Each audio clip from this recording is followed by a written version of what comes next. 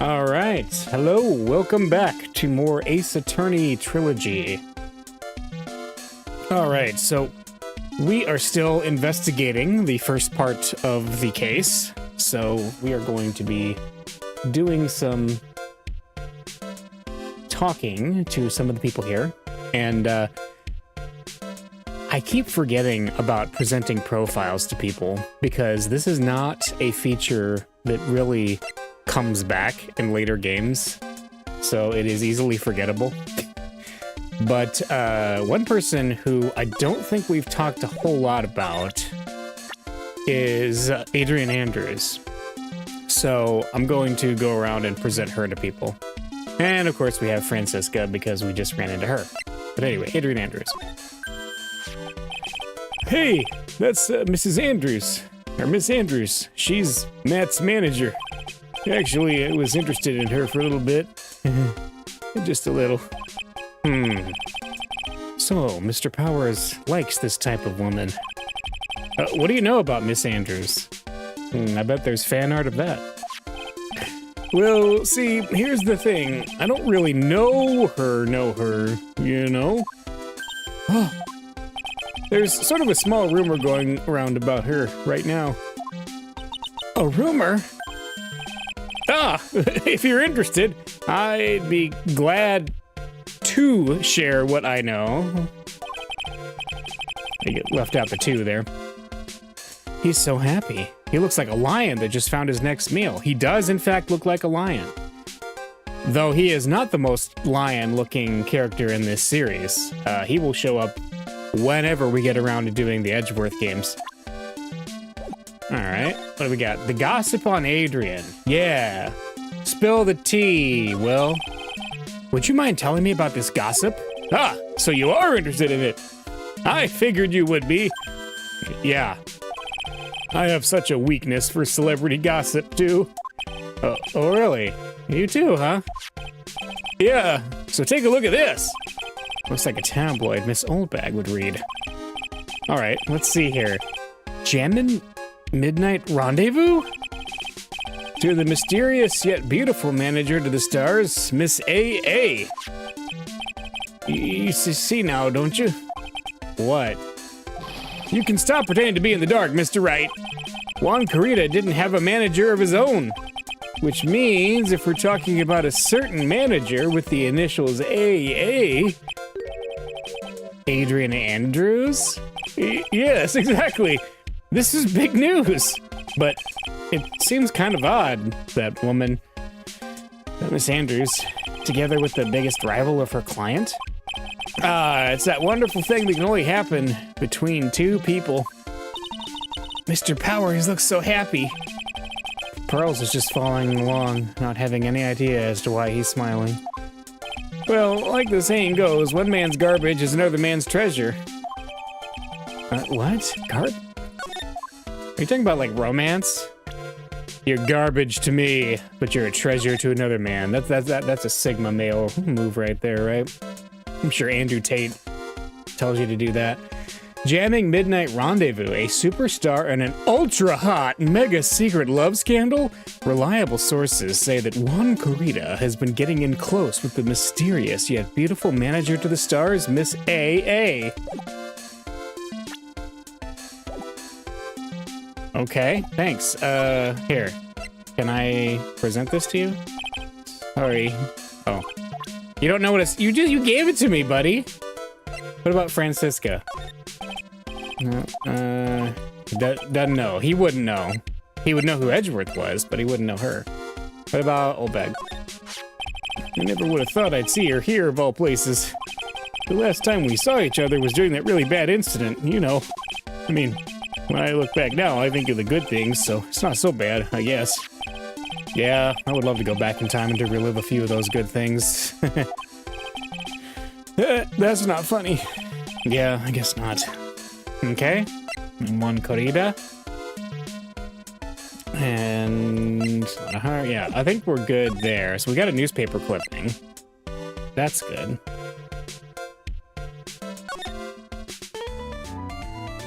And we already got everything out of her. Can she say anything about Adrian Andrews? No, she has nothing to say. Yeah, we already broke her down earlier, right? Yes, we did. Okay.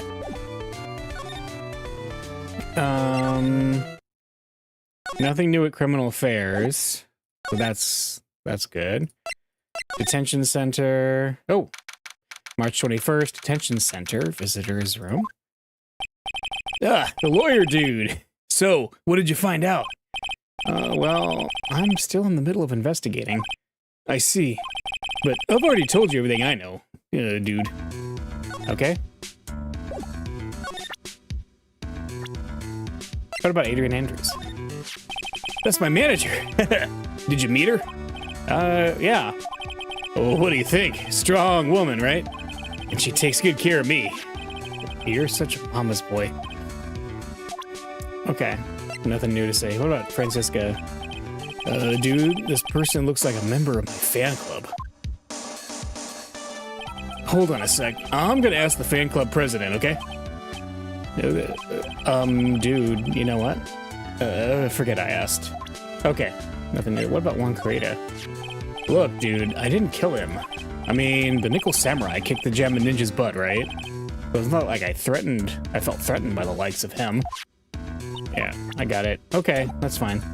We got all that done. Let us go to the lobby. Actually, it makes me wonder if we have enough to break Lotta's locks. Let's see.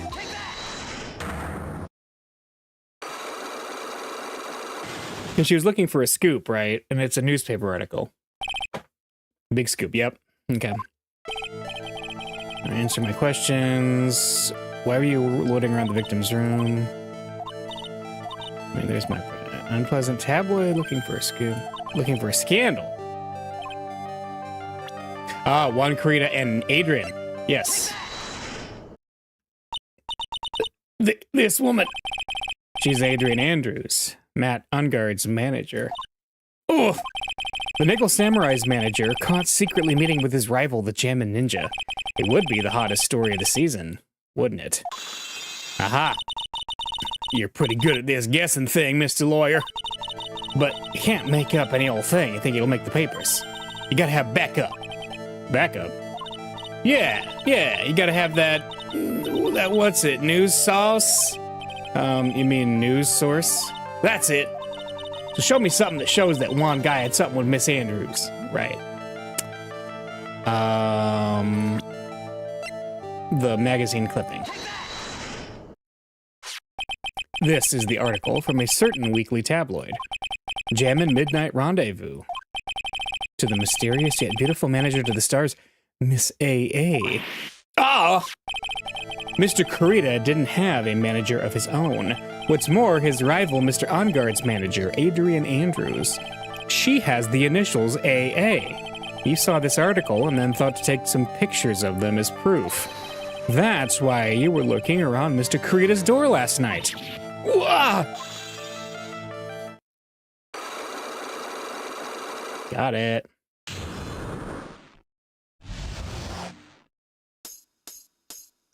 All right, big scoop time. Tell us. You were looking into Mr. Carita and Miss Andrews' affair, weren't you? You got it. I was going to get myself a scoop by catching them in a secret meeting. But there's already an article about it in one of the weekly tabloid magazines. It's no longer breaking news. What'd you just say? Her initials are AA. What kind of vague thing is that? That ain't no proof of nothing. People are going to want to see real proof. Well, at least I do. So that's what I was doing. Getting photos.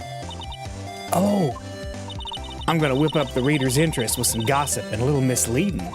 Then spice it up a little and have myself an exclusive story. Wow, Lotta. Nice journalistic integrity you got there. I already finished writing up my spicy article, you know? But, the paper I wrote it on, my note to myself, it's gone. Your note to yourself? It was inside the case of my $1,600 camera. They done run off together. I came here for my big story, didn't come here to have my treasure disappear on me. Yeah, I understand. It's enough to make a gal go bonkers, I tell you. What's with people now, anyway? I never thought I'd see the day when someone done steal something from me. You really want that note back, huh? I got no idea why, though. The story on that note is probably a bull-faced lie. Well, his camera. So that finally got updated. Oh, tabloid article about the victim. Got it. Yeah, we already had it in there. All right. Well, we got that.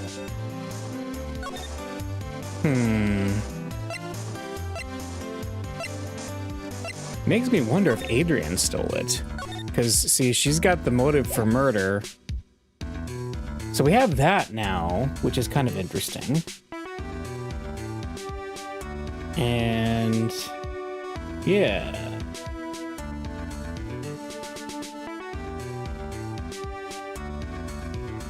I'm curious about that.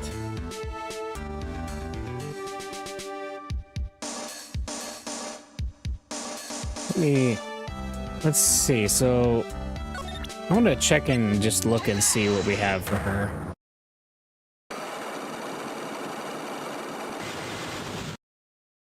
All right.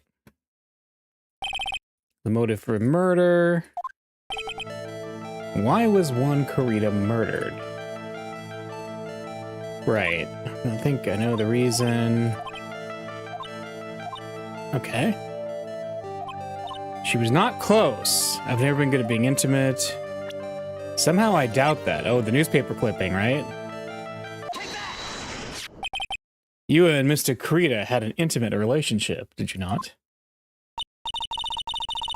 A silly third-rate tabloid article. If we even had half your wits about you, you wouldn't believe such rubbish. Well, it seems quite a few people have already bought into this story. As to be expected in a world filled with crooks and liars. Note to self, stay on her good side.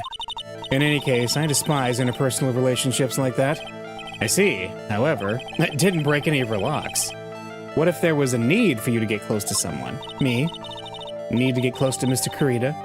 As if there was ever such a need. Can you get close for this person's sake? Oh, we don't have that. Okay, we gotta back out. For now, yeah. Okay.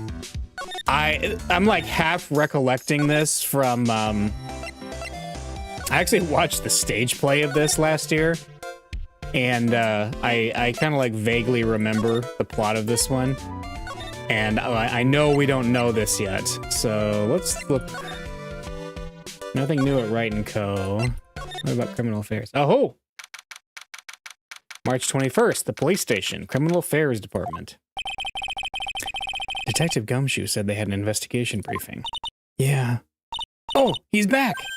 Hey, so you came, pal! Why the blunt greeting? Oh, because there's nothing to be friendly or happy about. What do you mean by that?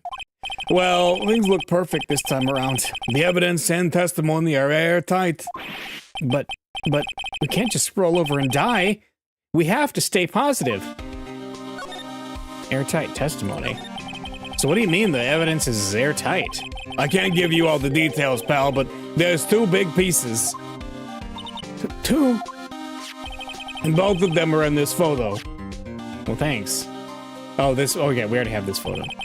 The first is the button that's missing from the victim's chest. That is a big button. That's the button that you found during your body search of Mr. Angard. Yup. I found it in the folds of the Nickel Samurai's special pants. Okay, and the second one is? Okay, he found it in his pants, oh dear. The knife in his chest, pal. The fingerprints on the knife in his chest, to be exact.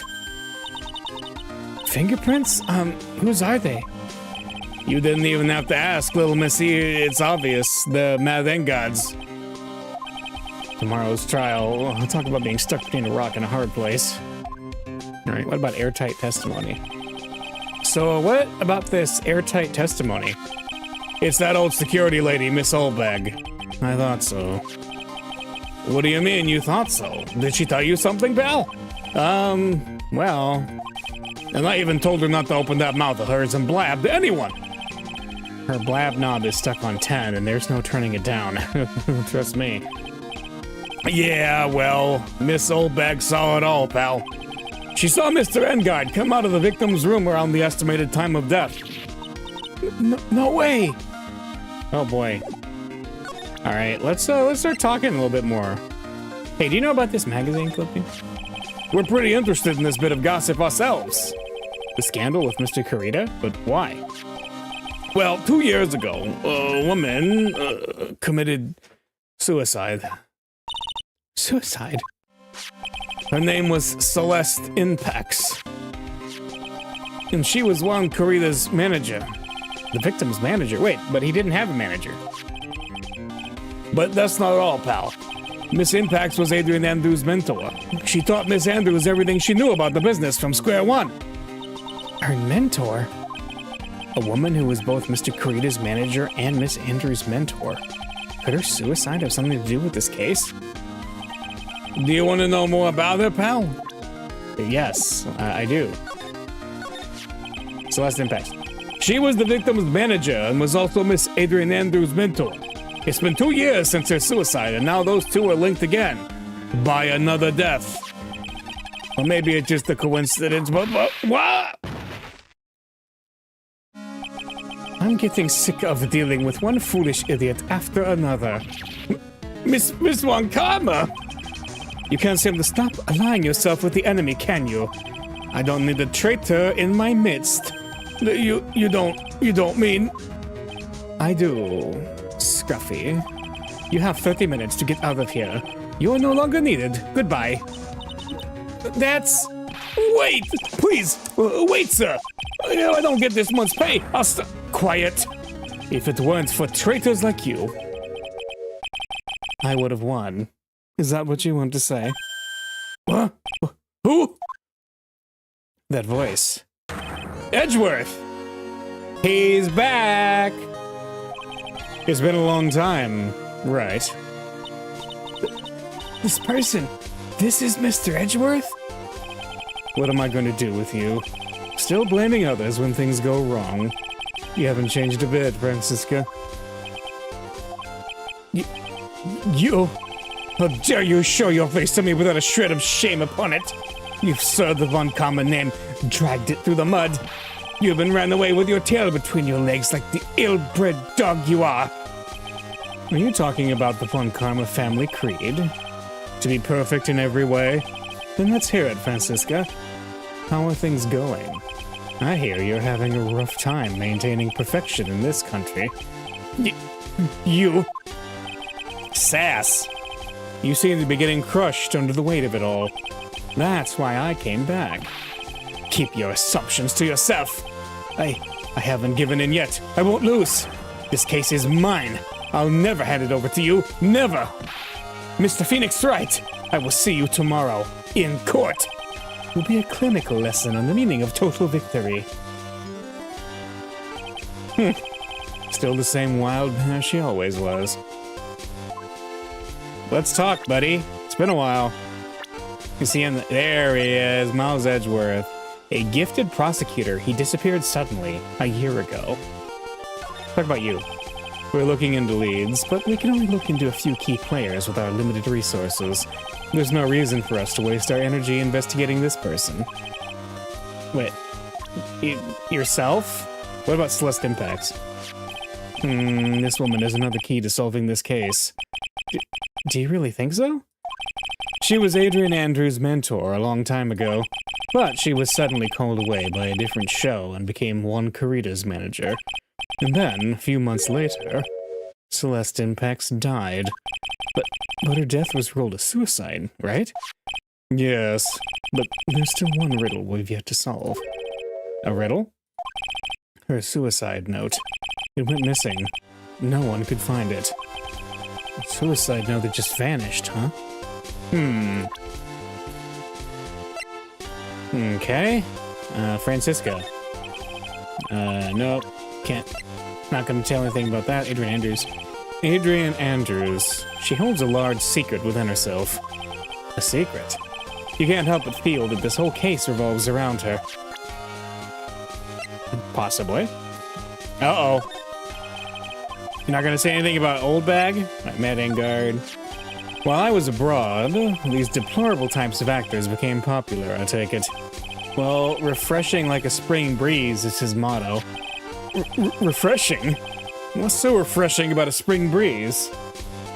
What did Celeste Impax know about Hillary Clinton? This is a very good question. And her confession note disappeared too. Little did we know she was deployed to Benghazi. Sounds like the pollen is not treating him well this year. One Karida. There is an interesting rumor about this man. You mean the one about Miss Andrews getting close to him? But that's pretty common tabloid fare, isn't it? I don't take things at face value when there's more to be found. Okay. A lot of heart. No, nothing to say about her. What about Will Powers? Nope. What about Gumshoe? Nope, nothing to say about Gumshoe. Maya. Because we haven't told him yet that she's been kidnapped. Okay, well, I guess we'll talk normal. Tomorrow's trial.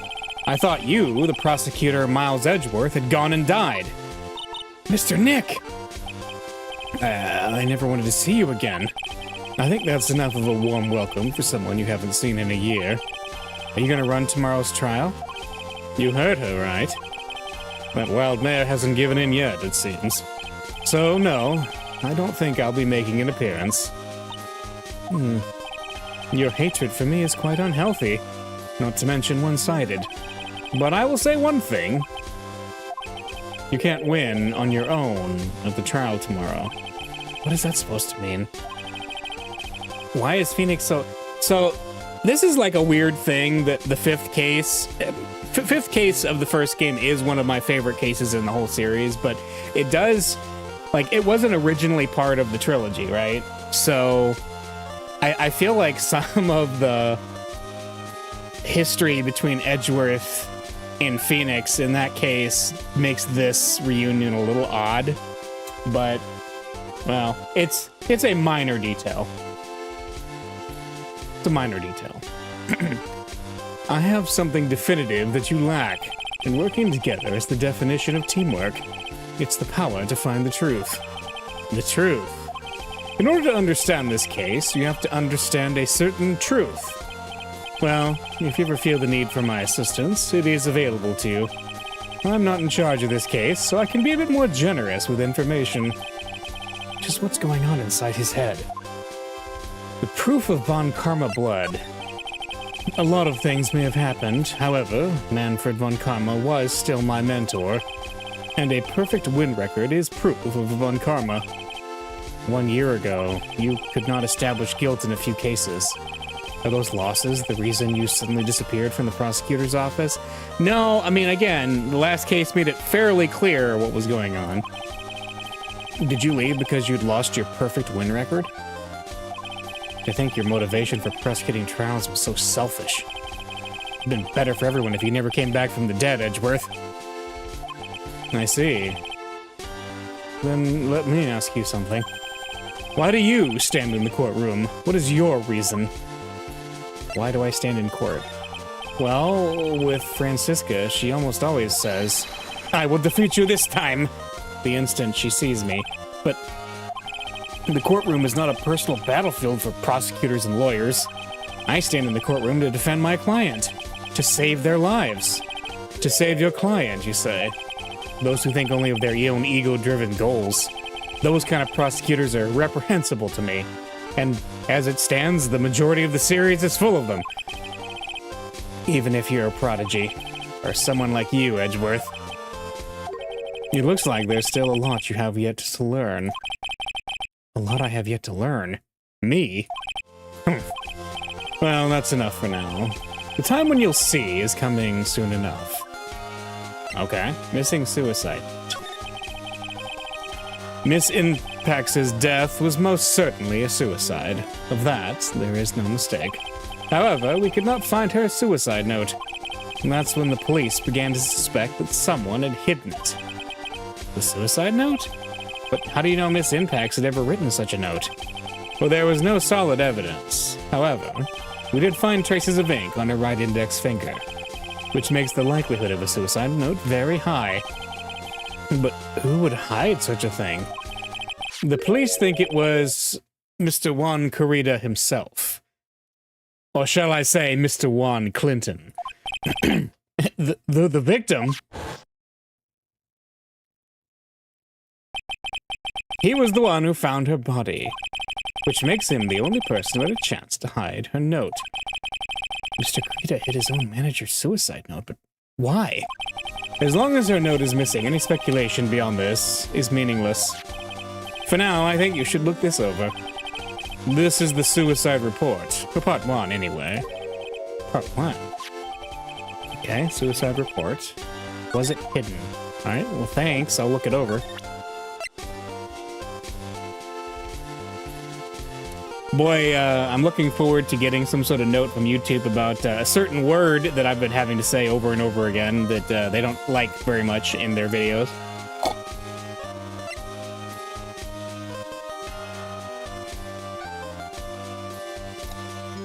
Deceased Celeste impacts found by with an... Okay, that's it. Nothing huge. Anything else we can talk to you about, Mr. Edgeworth? The Nickel Samurai. No interest, okay. Radio? If he'd done this stream in a Japanese force, yeah, I need to get my alien hoodie or whatever the heck he was wearing in that video. Lotta's camera? No. The hotel? No. The photo of the crime? Come on, Edgeworth, give us something here. Guitar case. My attorney's badge. Useless evidence. What about the magazine clipping? No? Alright, so he will not tell us anything about anything. Oh. I don't like to look through reports. I like suicide reports even less. Worst of all are the reports that have multiple parts like that one. That has 2. 2 parts? Oh, this is a prime opportunity to be like, oh, are you going to update the report in the middle of the trial, Edgeworth? What you just handed me is the first part of the report. Here's the second part. The second part of the report is about an attempted suicide. The attempter's name, it's Adrian Andrews. Why didn't he just give us that report to begin with? Miss Andrews, what did she do? She tried to kill herself? She doesn't seem like the kind of person to try to kill herself, though. You think she's a strong career woman? Well, that's just what she wants you to think. Adrian Andrews. She has a certain secret she's always trying to hide. A secret? Her dependent nature. That's what she's really like on the inside. Miss Andrews, dependent. Talk about the exact opposite of what that woman is. Huh. Can we talk about that? No, of course not. Well, anyway, thanks, I guess, Edgeworth. Wait. Did we get the second part of the report?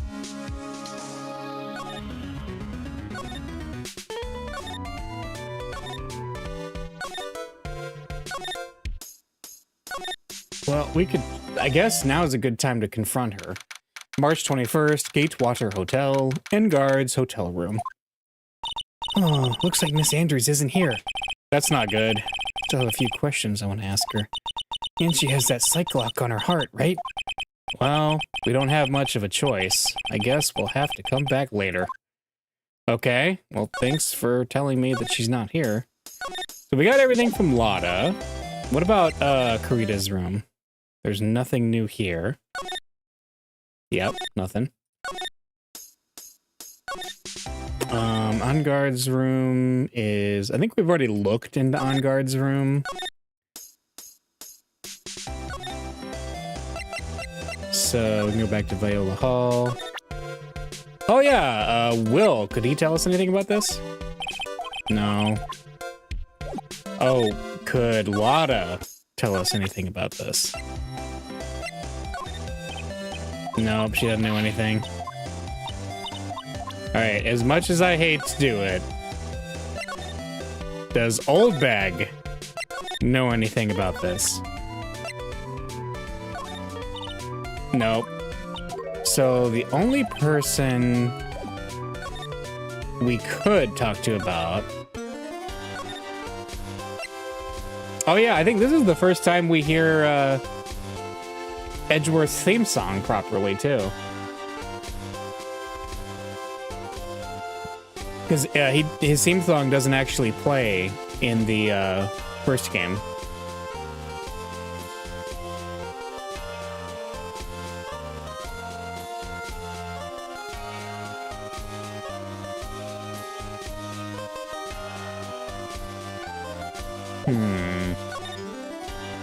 Oh, wait a minute. I just noticed they added a new dialogue option, dependent nature. What's this about Miss Andrews having a dependent nature? Adrian Andrews' attempt at suicide was a few days after the death of Celestine Pax. And why did Adrian Andrews think about this? Because she had apparently lost her will to live. Lost her will? But why would she... Her pillar of strength, her mentor, Celestine Pax, was gone forever. That's why. Why would that... Is this what they call following someone to the grave? After her attempt, Adrian Andrews started attending counseling sessions.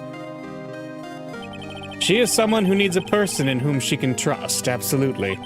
And once she finds that person, she'll do anything she can to keep them near. Without such an anchor in her life, her crippling anxiety stifles her ability to live. And that's the nature of her dependency on others? When Celestine Pax suddenly committed suicide, the world before her turned pitch dark. That's according to Adrian Andrews herself.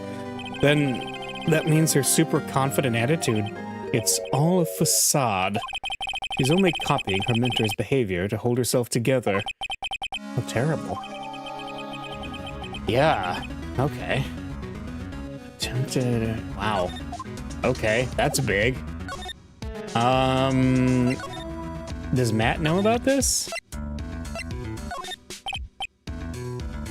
Oh, he's not gonna say anything about it. Okay.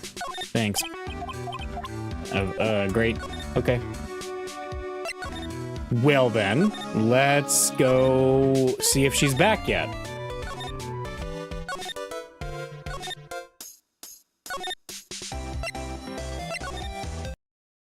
Maybe she is. March 21st, Gatewater Hotel, on guard's hotel room. Oh, Miss Andrews is here. But it looks like she's talking with someone. That's Franziska von Karma. Miss von Karma? What are you doing here? Well, you see, I'm his lawyer, so you've got some nerve following me around. Following you? That's you, Miss von Karma. You're the one doing the following. Pearls. You're always following after that Mr. Detective with the little beard. Me? Following after Scruffy? Don't make me laugh. Let me show you something interesting, little girl. She has a tracking device on him. Yeah, I figured. What is that? An electromagnetic receiver. I put a tracking device on the detective. And with this, I know that fool's every move. So that noise we heard was this receiver. I feel really sorry for poor Detective Gumshoe now. Now then, let's stop wasting time. Adrian Andrews? Yes. Think hard about what we just discussed. Understood? All right. What were those two talking about? Miss Andrews, she seems a little dazed, doesn't she? All right. It's time to break the psych block. Okay. So we have the first one, right? Why? We know why. We're not that close. Intimate. So... Right, we're gonna present this. And then that's gonna get to... Right. Okay, she despises relationships. Didn't you get close to Mr. Kurita for this person's sake? This person's sake, so let's present Celestine Pax. Celestine Pax, your mentor. How do you know about Celeste? Aha, that broke one. Miss Impax, she committed suicide, didn't she? But it looks like no one knows why. Right before her death, she was Juan Corrida's manager, so I believe you got close to Mr. Corrida so you could find out more about her suicide. You have a great imagination. You may have a future yet as a slimy muckraker for a putrid third-rate tabloid. Miss Andrews? There was no mystery surrounding her death, none. It would be pointless for me to force myself into a relationship for nothing. Is that really true? Was there really no mystery at all? No, we know that's not true. I don't believe you were completely at ease with the way it was resolved. And I will show you why. The suicide note was hidden. Miss Impax's note was never found, was it? It looks like the police were under the suspicion that someone had hidden it. Like maybe the person who discovered her body, Mr. Corrida. Juan? And Miss Andrews, I believe you thought the same thing. That's why you became intimate with Mr. Corrida. I've sat by quietly and listened to your insulting ramblings long enough. It's true that Celeste was my mentor, however, allow me to say this again. It had nothing to do with me. I didn't even know that her note was never found. I'm a person who doesn't care about what goes on in the lives of others. That's the impression you like to give, however. I don't think that's who you really are. What? I have evidence that says otherwise. This is proof that Celeste was someone very special to you. Yeah. Miss Andrews, you nearly went through with it too, didn't you? Went through with what? Ending your life. Miss Andrews, you look and act like a very strong woman who has it all together. You don't ask for anyone's help, relying only on yourself. Yes, I've been very independent ever since I can remember. However, that is all just a lie, a facade. You've always searched out people on whom you can depend on. That's... You were dependent on Miss Impax, weren't you? Which is why, when she passed away, you lost everything you had.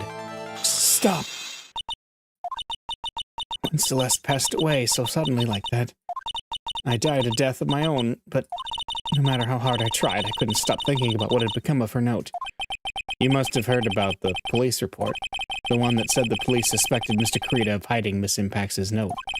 You heard about it and thought to recover it from him by getting close, am I right? If that's the case, then everything changes. What do you mean? What topic did we start this conversation on again? It was, why was the victim killed? Exactly. Somehow, Miss Andrews, it seems that you have become the one with a reason to want Mr. Corrida dead. Me? Miss Impax was everything to you. And then she died. And you would do anything to find out why she killed herself. Even commit murder. Murder? Yay, we did it. Unlock successful. Motive for murder. It's true. I'm a woman who can only live in insecurity. I'm physically small, and I don't really have a lot of self-confidence. I've pushed against all that, though. I've tried to live strongly. I never wanted anyone to find out truth. Miss Andrews, this one thing, it's the one thing I wanted to take with me to the grave. It was my secret, mine and mine alone. I'm sorry. You probably think I'm a worthless human being right now, don't you? Please, Miss Andrews, all I want to know is the truth. After Celeste passed away, I heard that someone had hidden her suicide note, and that someone was Juan Corrida. Celeste, without her, I became scared. Everyone seemed like they were out to get me. So you got close to Mr. Corrida to recover her suicide note, correct? Looks like that tabloid reported the truth after all. Ironic, isn't it? Well, like they say, where there's smoke, there's fire. And if they purposely add fuel to the fire, they keep the celebrity world burning. But as for the suicide note, I didn't and wouldn't kill anyone for it. It just doesn't suit me, that's all. Well, that's enough for now. I still have work to do, so... I understand. Oh, I have one small favor to ask. My attempted suicide. I'd like for you to keep it a secret. Miss Andrews? If people found out about my weakness, I would sooner choose to die than live. All right, I understand. We'll keep it a secret. Miss Andrews, I guess she's the overthinking type. She probably never says anything without carefully thinking it through first. Thank you for your discretion. Mr. Nick, can I ask you something? What is it? Miss Andrews has been playing with that card in her hand since a little while back. That card? Yeah, I guess she has. Wait a minute. Huh. Miss Andrews, what is that card you're holding? Huh? Oh, this? I don't quite know. It just suddenly appeared in my handbag. It's a shell. What is it? It looks like a seashell? That's what it looks like, doesn't it? I honestly don't remember owning this card. I wonder where I picked it up from. You're not remembering something clearly? Sounds like it'd be a rare occurrence. Well, I must be off. I leave Mr. Engard in your capable hands. Can I look at the card? Can I have it?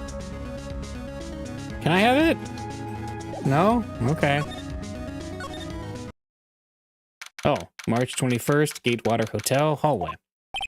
Well, I think we've gathered about all we can. What about Mystic Maya? Is she all right? Oh, Pearls. She looks so worn out by all this. She hasn't slept at all and has been walking all over the place with me today. What's wrong, Mr. Nick? Let's go back to the office for a little while. You're really tired, right? Oh, no. I'm okay, really. I'm fine, I really am. You don't look fine to me. Yeah. But, yeah, let's go back to the office. Hotel lobby, Wright & Co. March 21st, Wright & Co. law offices. So, what now? Well, we did find one thing out for sure. Miss Andrews has a motive. You mean Miss Impact's suicide note? That's right. She was also the one to discover the victim's body. Clever. Uh-oh. Ah, Mr. Nick! The transceiver! Hello? Wright & Co. law offices. Mr. Attorney, you're not answering your phone. Maya! Where's Maya? As I promised, I have gone within a few feet of her this whole time. You... Which is why I suppose she is absolutely famished. What? So I suggest you win a quick acquittal, my friend. At any cost. Wouldn't you agree? Wait, Maya, let me hear her. Very well. Ask Maya, is that you? Sis, ask my sis.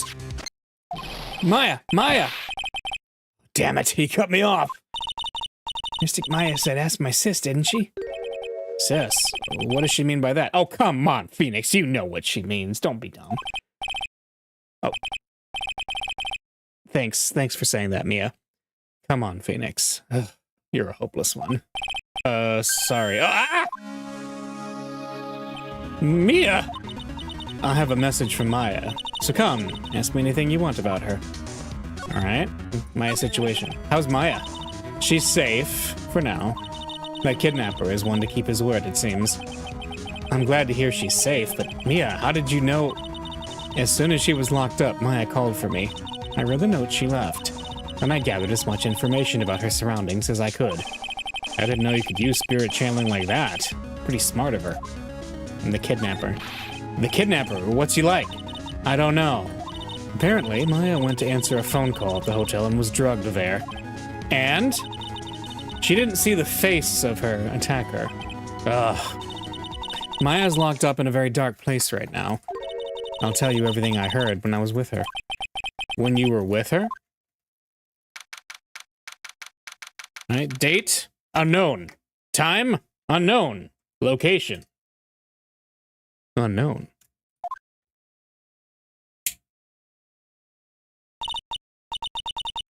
I'm starving. I could really go for some apple pie. I mean, at a time like this, sweet's the only way to go. I have to stay positive. He promised he wasn't gonna kill me. I'm not gonna die. Sis, I wonder if you're with Nick right now. Let's examine. What's this? Huh? Hey, look what card it is. It's the card Adrian was holding. Interesting, isn't it? Someone dropped a card here. It kind of looks like a business card, but there's no name on it.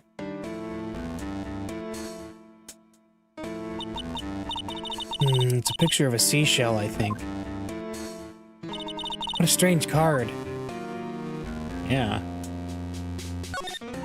Drat, it's locked. But this store's lock seems easy enough to open. On TV, the hero always uses a plastic card or a stiff piece of cardboard. Then click, they magically open the door. I wonder if there's a card like that around here I could use. Ah, that's it. This shell card. If I use this, maybe I can get the door open. This might be my key out of here. I had a feeling this card might be useful. I'm such a genius.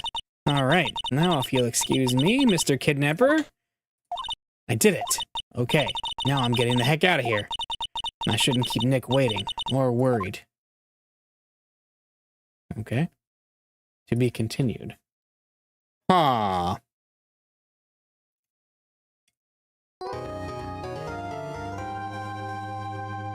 Judging by the fact that Maya is not free, I would assume that this escape attempt did not work out. Trial. March 22nd, 9:47 a.m., District Court, Defendant Lobby number 3. Adrian did it? That's what it looks like. Dude, no way. That woman couldn't do anything like that. In court today, there'll be a mountain of evidence that'll implicate you. A mountain of evidence? I'm certain there's someone out there trying very hard to pin this whole thing on you. Please, Mr. Lawyer. Dude, like I said yesterday, I'm refreshing like a spring breeze, all right? I can't let any sort of scandal ruin that. I understand. Well, it's almost time. Mia, we must get a complete acquittal today. I know, but I can't focus on Maya's situation right now. Or Pearl's either. No matter what, I have to focus on winning this case by the end of the day. Indeed. Well, let's get going. It's him. This is Wright. Good morning. This is it, Mr. Attorney. The last day of the trial. Maya, she's unharmed, right?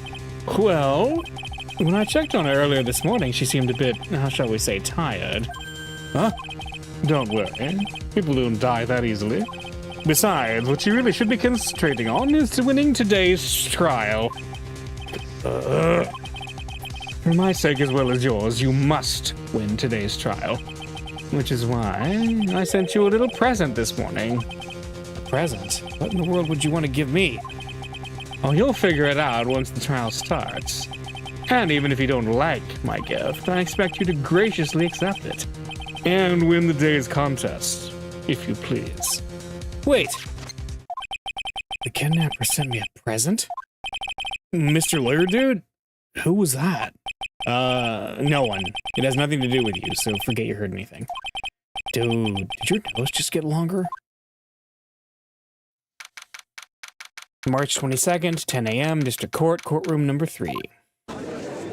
Wait a minute. We're missing our prosecutor. Court is now in session for the trial of Matt Engard. Are the prosecution and defense ready? The defense is ready, Your Honor. I say, Mr. Wright, what happened to Miss Von Karma? I don't know, Your Honor. Why are you getting mad at me? Your Honor, please be quiet, bailiff. Court is in session. You must tell me something. Please keep it brief. Well, now then. What is it? Prosecutor Von Karma has... This morning, Miss Von Karma was shot by an unknown gunman. Uh-oh. What? Shot? That must be the present. Somehow, I think this is the present that man was talking about. Yep. His present? Miss Von Karma is one of the top prosecutors in the country at the moment. If she were to disappear, it would be to your advantage. This is totally insane. Miss Von Karma, is she all right? I don't have that answer. She's alive and in stable condition. That's good. Oof. What? You're... I thought he'd show up. Your Honor, due to the circumstances, Miss Francisca Von Karma cannot appear in court today. I, Miles Edgeworth, will be taking her place. The prosecution is ready, naturally. Oh, baby. Hype. He's back. Miss Von Karma was shot in her right shoulder and is currently undergoing surgery. Luckily, I've looked this case over and am familiar with the details. The prosecution seeks to prove the guilt of Mr. Matt Engard. The court acknowledges the prosecution. Right. I finally found the answer I was struggling for on my long journey this past year. By the time this case comes to an end, you too will know the answer. Huh? Now then, the prosecution would like to call its first witness. Please bring Detective Gumshoe to the witness stand. Witness, your name and occupation. My name's Dick Gumshoe, sir. I'm a detective down at the precinct. For now. For now? After this trial's over, I'm supposed to turn in my badge, sir. Detective Gumshoe? The prosecution has no need for a depressed witness. Lift your head up and face forward like a proud officer, Detective Dick Gumshoe. Yes, sir. Now, let's have your testimony. If we want to explore the various facets of this case, we must start with that. Get ready, Phoenix. This is going to be one very rough fight. Yeah, it would have to be with Edgeworth as my opponent.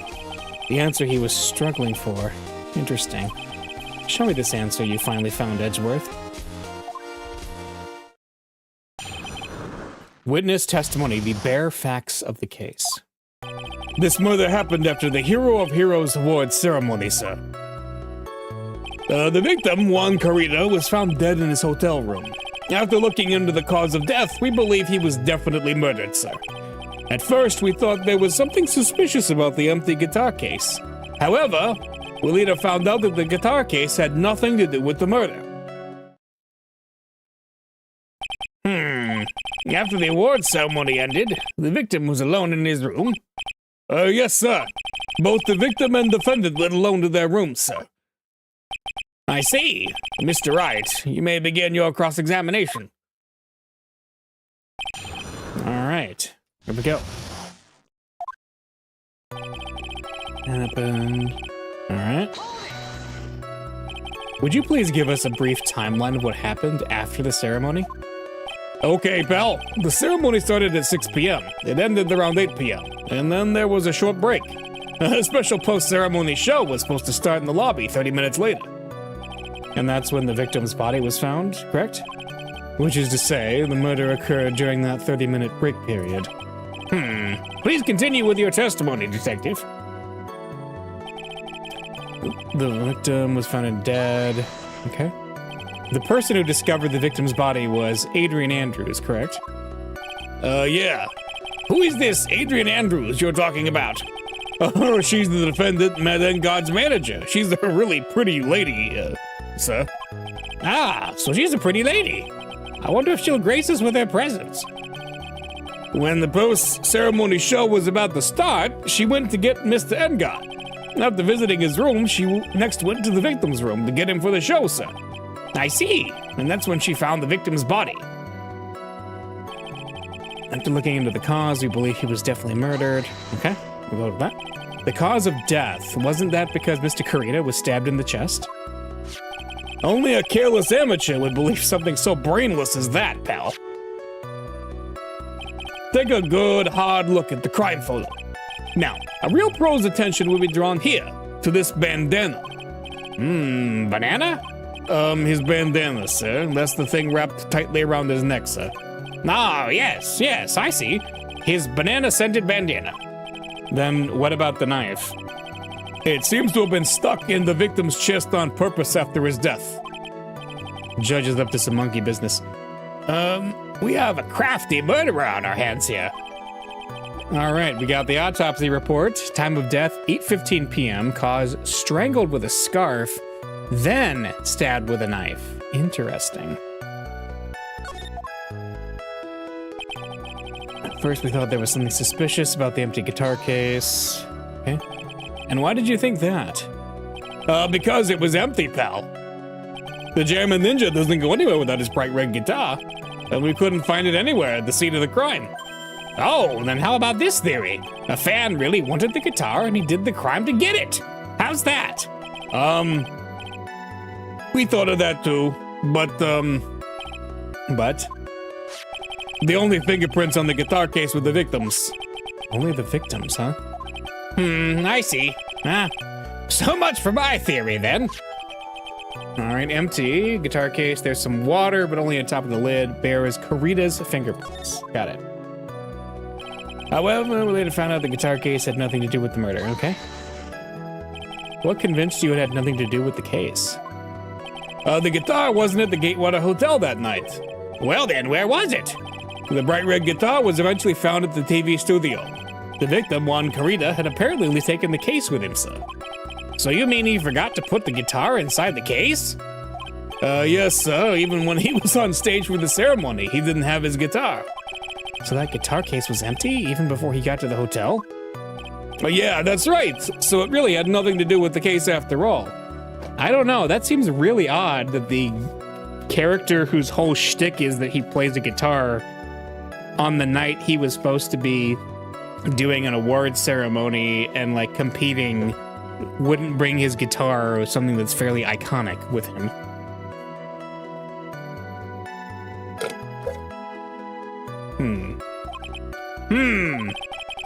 I believe that's enough. First, the victim was choked to death with his bandana. Then, after the victim was dead, the killer deliberately stabbed him with a knife.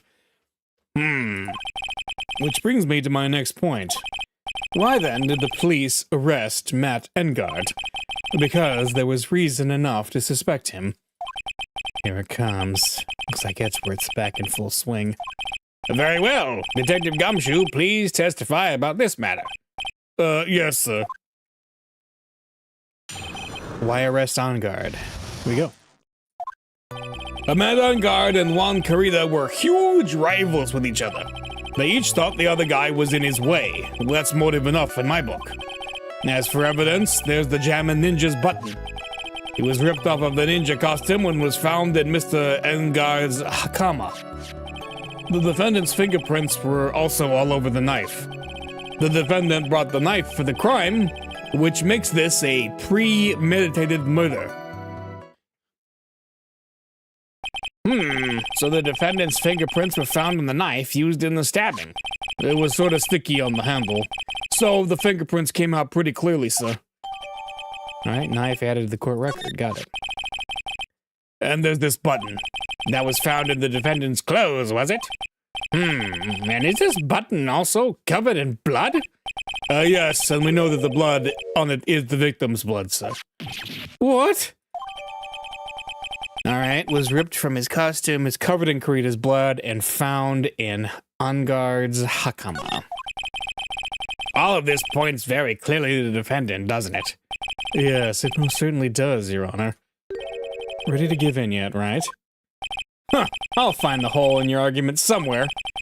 You can press as hard as you'd like. Just hurry up with your usual pointless questions. Why arrest Engard? Okay, here we go. So first off, Matt Engard and Juan Karita were rivals. But in terms of popularity, Mr. Engard won, didn't he? Yeah, but you know what's ironic, pal? Juan Karita was always one step behind Mr. Engard in everything. This year it seemed like he'd finally caught up, ready for the big final showdown. But Mr. Karita lost the Grand Prix in the end. That's too bad. He must have been pretty downhearted after losing. They thought the other guy was in his way. Okay. Wait just 1 second here. Mr. Engard was beating Mr. Karita in the popularity polls. Well, yeah, I guess, but which means that in the defendant's eyes, the victim was not a rival at all. Which means he had no motive to kill at all. Yes, I quite agree. Well, detective? It's not, well, I guess if you put it that way, then yeah, the defendant would have had no motive. Detective, I'm beginning to see why you were fired. No, not you too, Mr. Edgeworth, sir. That's, I look forward to your pension negotiations. No! Now, detective, let's continue with the testimony. Oh, no, not my poor pension, too. Detective, if you value your money, I suggest you proceed. Yes, we can talk about my pension later, sir. What about what I was saying? Hello, anyone? As for evidence, there's the Gem and Ninjas button. Do you have any proof that button belonged to the victim? What do you mean, pal? Let me put it this way. I'm asking you if you have any evidence to back up your claim that this button was ripped off of the Gem and Ninja's costume. But can't you tell by just looking at it? And the victim's blood is on it. Anyone could have smeared that blood on there afterward. Mr. Edgeworth, help me, sir. All right, I knew it had to be this piece of evidence. How to reel this one in. Thread. Huh? The button was attached to the costume by thread, obviously. And that thread snapped when the button was torn off. If you match up the ends of the thread on the costume with the thread on the button, it's a perfect match. Yeah, that's it. They're a perfect match, pal. That's Edgeworth for you. Never misses a beat. Okay, ripped off the ninja costume and was found in the comic. Okay. When was this button found? Pretty soon after the body was found, we rounded up everyone who knew Mr. Karita. And then we did a search on them all. And that's when we found the button. So it was almost immediately after the murder. The police didn't have the free time to lollygag and play tricks. Unlike some people. Hey, what's he trying to say about me here? The defendant's fingerprints were also all over the knife. Okay. How were the fingerprints arranged on the knife? What do you mean, pal? By examining the fingerprints, you can determine how the defendant held the knife. For example, did he hold it normally or overhand, or... Oh, is that what you meant? Well, we didn't actually think of that. I can't believe the bumbling of this department. Hopeless. Were you paying attention to the testimony, right? The defendant's fingerprints were all over the knife. There's no way to determine how the knife was held at the moment of the murder. So is the defendant the owner of this knife, then? The defendant brought the knife for the crime, which makes this a premeditated murder. Well, it's a Gatewater knife, right? I don't know. Let's see. There is no way this was a premeditated murder, even if he did bring the knife. Sorry, pal, this isn't some pocket knife. It doesn't fold, so it's not great for walking around with either. Well, this is not good. If the prosecution can prove it was a premeditated murder, we're done for. Phoenix? Yes? There's something very interesting about what the detective said just now. Think carefully before it's too late. A button covered in the victim's blood and a knife with unguard's fingerprints. Be grateful. If the judge were more rash, he would have already pounded his gavel in closing. We're still in a world of trouble. Well, before any battle, you must find your enemy's weakness. So let's find the weakness in this testimony, no matter how small it may be. Okay, Phoenix? Alright. Interesting. So I think the, big thing is...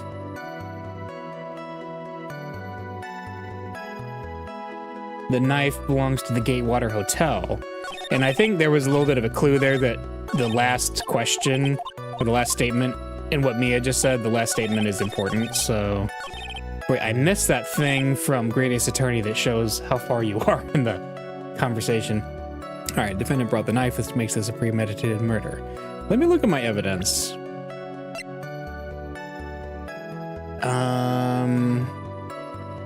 So you had a glass full of tomato juice. That's the Nickel Samurai. There's the crime photo. I want to look at that. Huh. That's interesting. The tomato juice is still there in the picture. That's weird. We got stabbed, right? He brought the knife, but it is a Gatewater knife. That's the only thing I can think of. Let's try it. Ooh, I think it worked. Wait a second. What? So the basis of your argument that this was a premeditated murder is simply that my client brought a knife beforehand? That's right, pal. The defendant did not buy this knife. Oh, bought a knife. Huh? Take a good look at the handle of this knife and you'll see what I'm talking about. Huh? It has a Gatewater seal set into the handle. Gatewater? I think I've heard that name before somewhere. That's the name of the hotel, the Gatewater Hotel. Uh-oh.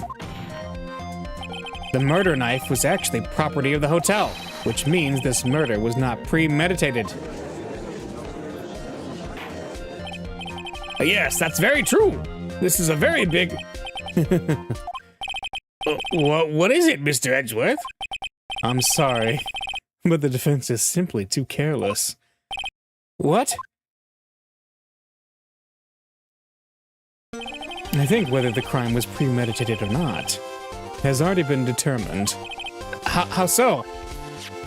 I admit this knife is hotel property. There is no one currently on the police force that's dumb enough not to realize this. But I didn't... Oh. The question is, where did this knife come from? Why, that's obvious. It came from the victim, Mr. Kurita's room. Sorry, Your Honor, but that's incorrect. The victim ate a last meal before he was murdered. With that being the case, I would like to draw the court's attention to what is on top of the table. There's a knife and a fork on the table. Then, where in the world did this knife come from? If it pleases the court, I would like for us to recall the room of the defendant, Mr. Matt Engard. Especially what was on top of his table. There is something missing. Perhaps it is a single knife. Yep. We investigated the leftover dishes for fingerprints, and while we were investigating, we came to the conclusion that Mr. Matt Engard's knife was missing. Oh. Mr. Engard had gone to the victim's room with the knife he'd used during dinner. Why would he carry a knife on a visit? Well, to kill, of course. And with that, I believe the prosecution has proven this was a premeditated murder. Amazing, Mr. Edgeworth. Absolutely brilliant. A brilliantly clear deduction. Seems like Edgeworth had this planned from the very beginning. This must be one of those traps. And I just walked headlong into it. A murder weapon with fingerprints and a button from the victim's costume. There's quite a sizable amount of evidence here. I can safely say that any further deliberation is a waste of Your Honor's time. Although, I wouldn't mind if the defense were to present evidence not yet shown to the court. Evidence not yet shown? He means evidence that the court hasn't seen yet. In other words, new evidence. What does the defense have to say about this, Mr. Wright? Well... Phoenix, the judge is favoring the prosecution right now. If we answer with something wrong here, that gavel of his will be ringing out to the sound of our defeat. Mr. Wright, do you have something important and necessary to present to this court? Do we?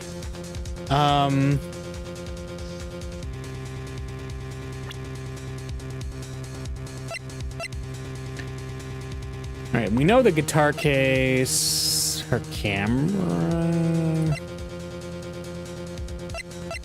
We know the button was, yeah, the autopsy report. We know that's part of the court. Is it the wine glass? We haven't talked about that yet. That's, see, because, like, the fact that this room had a big scuffle and that there's this perfect wine glass up there, that hasn't been discussed. So maybe that would be. Maybe. Let's do it. There is one piece of evidence that catches my attention. Something this court has yet to see. Mr. Wright, I will say this one more time. I do not feel this trial needs to continue at all. However, I'm giving you one chance, and only one. If you had one shot, would you let it slip? All right. What the judge is saying, right, is don't try pulling one of your usual bluffs here. If I mess this up, it's curtains for all of us. Yeah, I just saved, that's why. Oh my gosh, it's the whole bar! You may now present one and only one piece of evidence. Now then, what is this important evidence that you must show to the court? It's gotta be the wine glass. Right? Right? I saved, so let's see. This... Oh, God. I think... Whew. This is a wine glass, is it not? Please look at the photo of the crime scene one more time. The scene is a mess because of the victim's struggle against his assailant. The vase was broken, his makeup is all over the floor. These were all things that were at one point sitting on top of the dresser. I should also like to point out that Edgeworth totally gave us this lifeline. Well, yes, I see your point. However, this glass that is sitting on top of the dresser is mysteriously untouched. The only thing that had not fallen over, along with everything else, is this wine glass. This piece of evidence is more than strange enough to warrant further consideration. Well, what do you all have to say? Well, yes, it is a little peculiar. Yes, isn't it? I thought it was. You can stop looking at me with those puppy dog eyes of yours. Mr. Edgeworth. What is it, Your Honor? Your opinion. You don't need my opinion. Because there is no special meaning to that glass. What? It's safe to say that the glass was set there after the crime took place. By the person who discovered the body, Adrian Andrews, for example. She could have easily been so shocked that she set the glass down without thinking. That does sound very plausible, Mr. Wright. Could Miss Andrews really have set that glass down without thinking?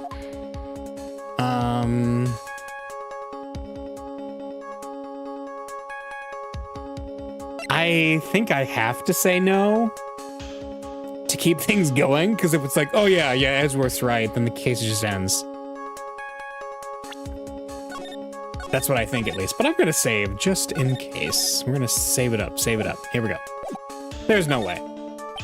If I appear weak here, the trial's over. You can look for my proof later. For now, I should trust my instinct and point with certainty. They just might fall for it, if you're thought-provoking enough. The defense would like to challenge the prosecution's theory. We would like to see something that proves it was Miss Andrews who set the cup on the table. You've turned the situation on its head yet again, as usual. Mr. Edgeworth, do you have any proof to back up your claim? There's no way he has any. He's just bluffing. Unlike Mr. Wright, I never say anything unless I have the evidence to support it. What? You're not thinking hard enough today, Wright. Did you think this wine glass escaped my notice? Then, of course, it has been thoroughly inspected for fingerprints. Fingerprints? There were only one set of fingerprints left on this wine glass. Only one? Well, whose were they?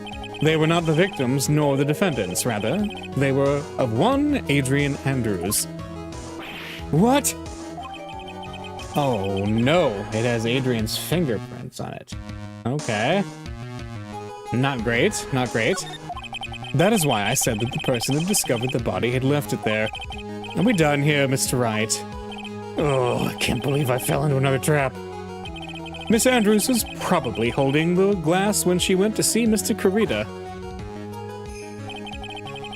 But upon seeing his dead body, she was stunned and set the glass down on the dresser. What you just said makes a lot of sense. Now, do you see, Mr. Wright? You can't change any part of my scenario as it explains everything all too well. Ugh.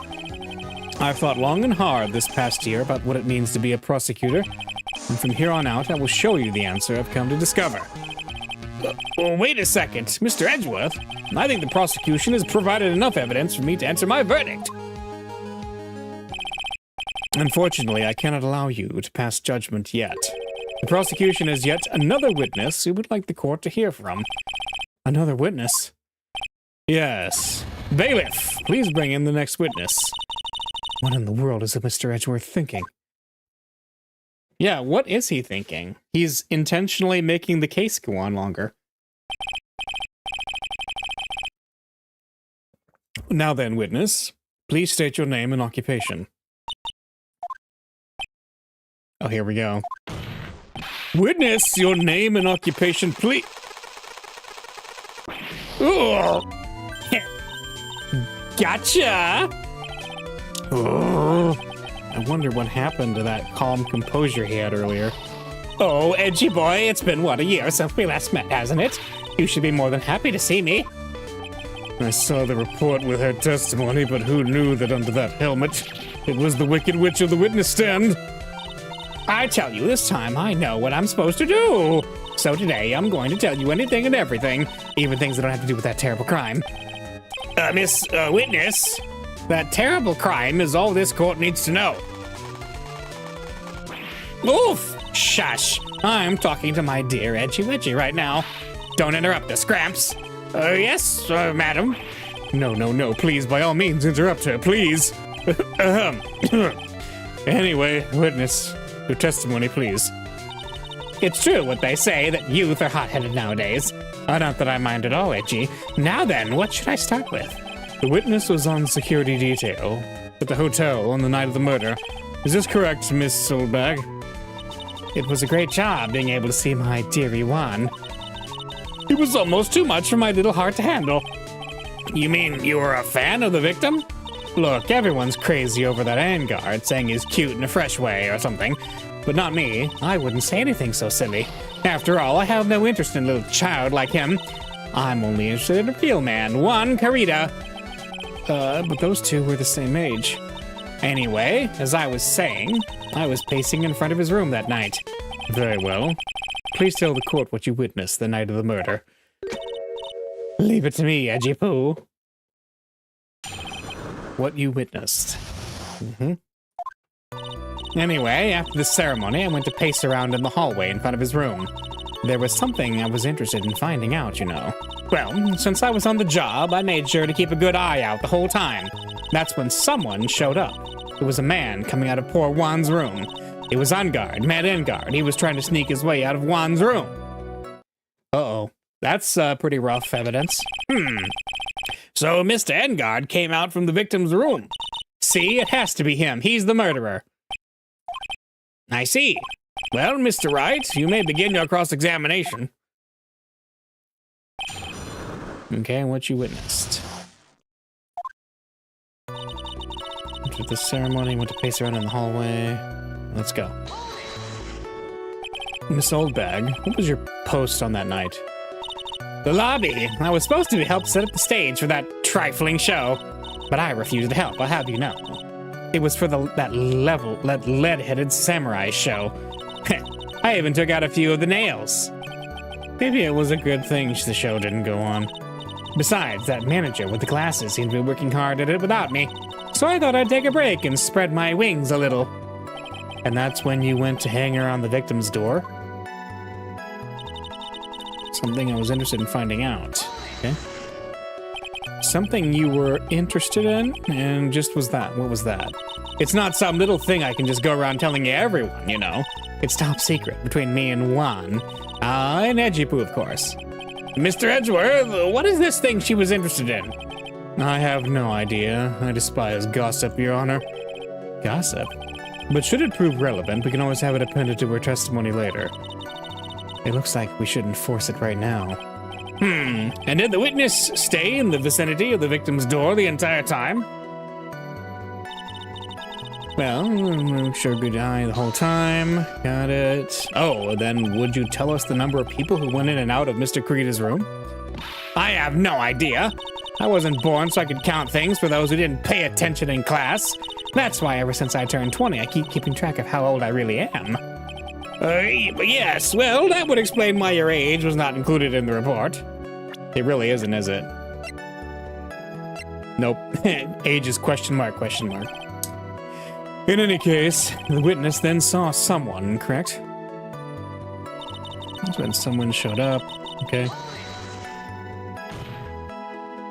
Who in the world was that? I'm not allowed to say. This sort of information has to be carefully guarded from the masses, Sonny. The man that came out of Juan's room? It was... He was... Yes, he was? I'm too scared. I can't say his name out loud. Oh, what I wouldn't give to have Francisca's whip right now. Well, I guess I can tell you since he was such a bad boy anyway. On guard, yep, okay. What about it? You saw my client? Are you sure about that? Yes, see? Really? Annoying brat! When I say I saw someone, I saw that person. Why do I get a sense of deja vu? Seriously. Maybe to avoid a repeat of last year, I should delve into that a bit further. What about the person's face? Yeah. Please tell the court about the man's face in more detail. You don't need to tell me to tell you about his face, that soft, gentle look in his eyes and his effeminate lips, his right eye covered by his silky hair, his sparkling, shining teeth. His teeth were shining? Well, he's shining all around in this week's pinup poster, dearie. This week's pinup? Why do you... I mean, I don't care how he looks in this week's issue. Please stay with what you saw that night. What? Engard's face is the same no matter where it is, you know, you whippersnapper. So, Mr. Wright, was this testimony just now important or relevant in any way? It sounds like him. Right? The face is pretty on point. That's not important. I guess it really wasn't that important after all. Mr. Wright, do you know why we say time is valuable? If not, I suggest you learn. You've wasted 3 minutes of this woman's youth. That's more valuable than gold to me. Why do I suddenly feel old in the presence of her childish whining? She may not remember things or be mistaken here and there, but I don't think she's lying. That's bad for us. Really bad. But that's how the human mind is. It also has the tendency to jump off topic. She's strayed onto a few interesting side topics this time too, hasn't she? But that's what makes her a sweet old lady, right? That's because you're not the one who has to question her. Right. A sweet old lady, definitely. I feel like let's ask her another line in this line of questioning on her seeing Matt Engard. Okay. What he was carrying, what he was wearing, like his clothes. All right, so we know for sure the guitar was not there. So, we know the face confirms, so the person's clothes. Okay. Please tell the court about the man's clothes in more detail. What a troublesome man you are. Really, as if something like that matters. But it does. Now what was it? Oh yes, it was that thing. What thing? That gaudy thing he's always wearing, that racing jacket. Oh, he was wearing that at the detention center too. That thing's meant for nothing but seducing women out of their pantaloons. Men. Right. So, Mr. Wright, was this testimony just now important or relevant in any way? Wait, let me think about this for a second. Okay. He was wearing his racing outfit. The thing is, though, that he should have been in the Nickel Samurai costume, right?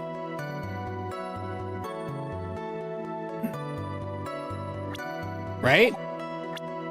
Because Juan Kurita was certainly still in the Jammin' Ninja outfit. So I think it's important that he was not wearing, let's see, glossy. Yeah, he should have been wearing this out. He was wearing this outfit. So, I mean, because he was supposed to go onto the stand after the show. And then the whole confession thing, right? Seems like the Nickel Samurai is to confess something after the post-ceremony show. But the Nickel Samurai never got to confess whatever it was, right? So he was going to show up, yeah.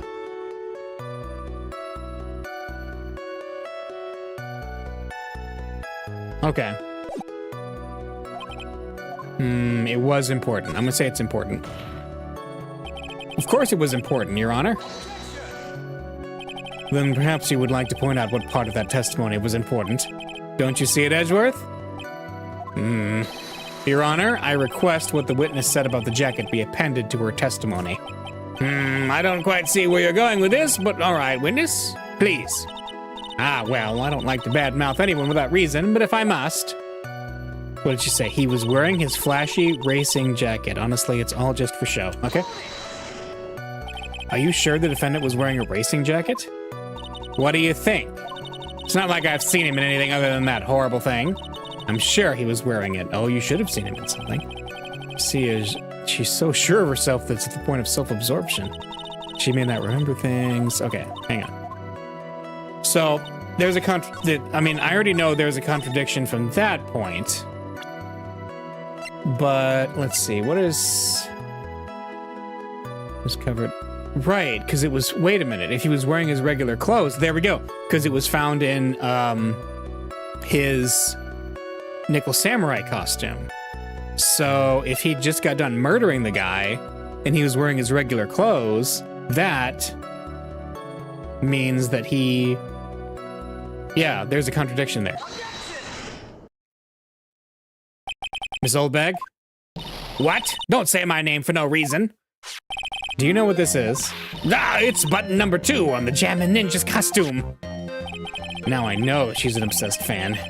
She identified it in a single glance. Give it here. Give it here. You don't give it to me, I'll punish you with this. Wow, she really is a diehard fan to want a button covered in blood. Are you a Watchmen fan? This button was discovered on Mr. Angard's body during a full body search. See? See? This button proves beyond a shadow of a doubt it was that rascal Angard. It was caught up in the pleats of his Nickel Samurai Hakama pants. See? See? And Angard is the Nickel Samurai. Witness, now it may just be me, and I do have an active imagination, but just now, didn't you say that the defendant, Matt Engard, was wearing his usual racing jacket? Ah, I'm so sorry. Sorry that you judge people based on what they wear. If I wore the trendiest dress, maybe you'd think I was the most gorgeous woman ever, but said I'd put up with this ridiculous-looking outfit. You know, you agree this outfit's hideous, right? It's got a tape recorder stuck to it. It's heavy. So heavy, I wish we would have switched to CDs, but I'm keeping the dream alive for all those kiddos out there. I work with a smile on my face, understand? Now take a look in the mirror. Your clothes should end up a documentary on curling. Now hold your tongue still there for just 1 second. So, what you saw in actuality was not Mr. Engard, the man, but Mr. Engard, the Nickel Samurai? But when you think about it, they're really one and the same anyway. Miss Oldbag, this is a very important point we're talking about. Edgy Poo, do you think so too? Well, it might be something worth considering. Just say it's important to agree with me for a change. Witness, think carefully and try to remember as much as you can before you testify. All right, if you insist. I should be the one sighing, not you. Who I saw. Yeah.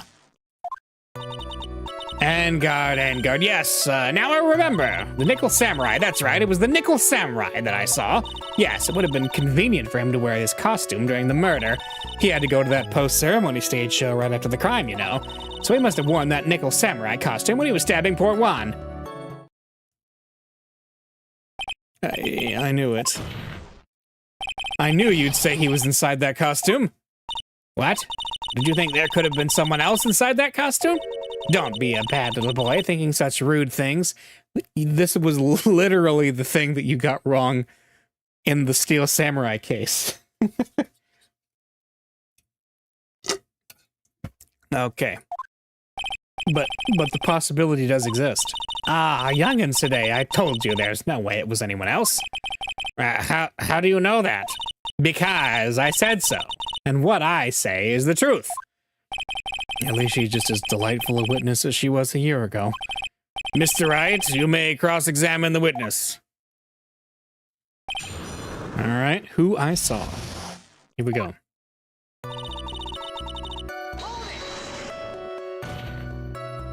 Would you please get on with your testimony?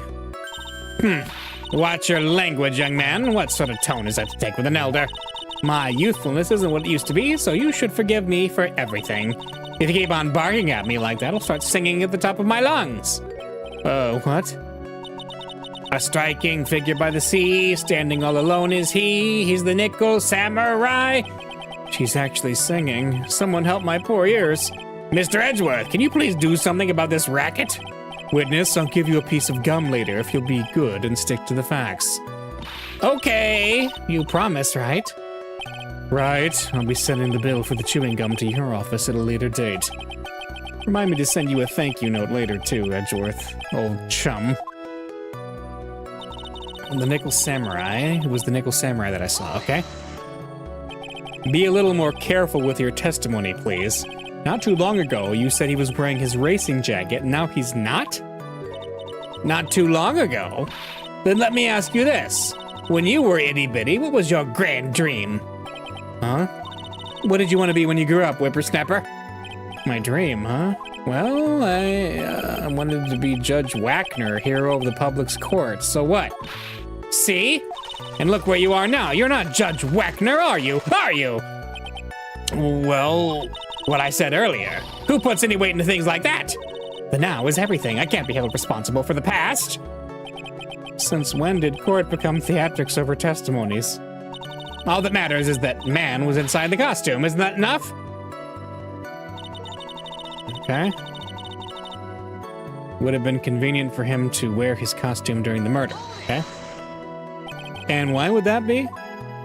That way, no one could see his face, of course. But there's still no advantage for him that I can see. In fact, you would think the costume would make him stand out all the more. You are such an annoying child, you know that? You disagree with everything I say. Isn't that what you're always doing to me? I got it. Maybe it was more troublesome for him to change in and out of his costume. He had to go to that post-ceremony stage show right after the crime, right? Because he was going to confess something. Was there anyone else scheduled to appear at the post-ceremony show? Well, all the contestants were supposed to go on stage in a friendly gesture thing. And that included the Jammin' Ninja?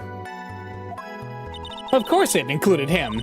That's why when Engard came out of Dear One's room, I didn't give it a second thought. I see. Well, anyway. So he must have worn that costume when he was stabbing poor Juan. So let me ask you one last time. The person you saw really was the Nickel Samurai? As showy as ever. Haven't I been saying that from the very beginning? Can I throw in the towel yet? You don't need to think too hard on this one. Huh? There's a contradiction in her testimony and it's sitting in plain sight. The question is what that contradiction means for us. Well, I have to figure out what you're talking about first, but okay. What are you talking about, Mia?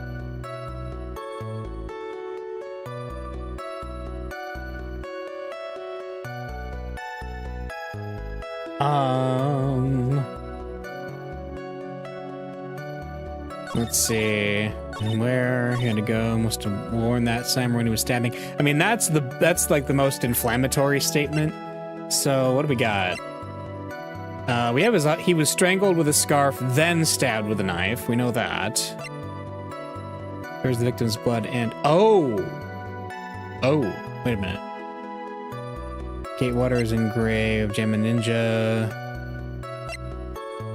Never mind. I had a thought on that one, but I'm not feeling it. Like, it's got his fingerprints on it, right?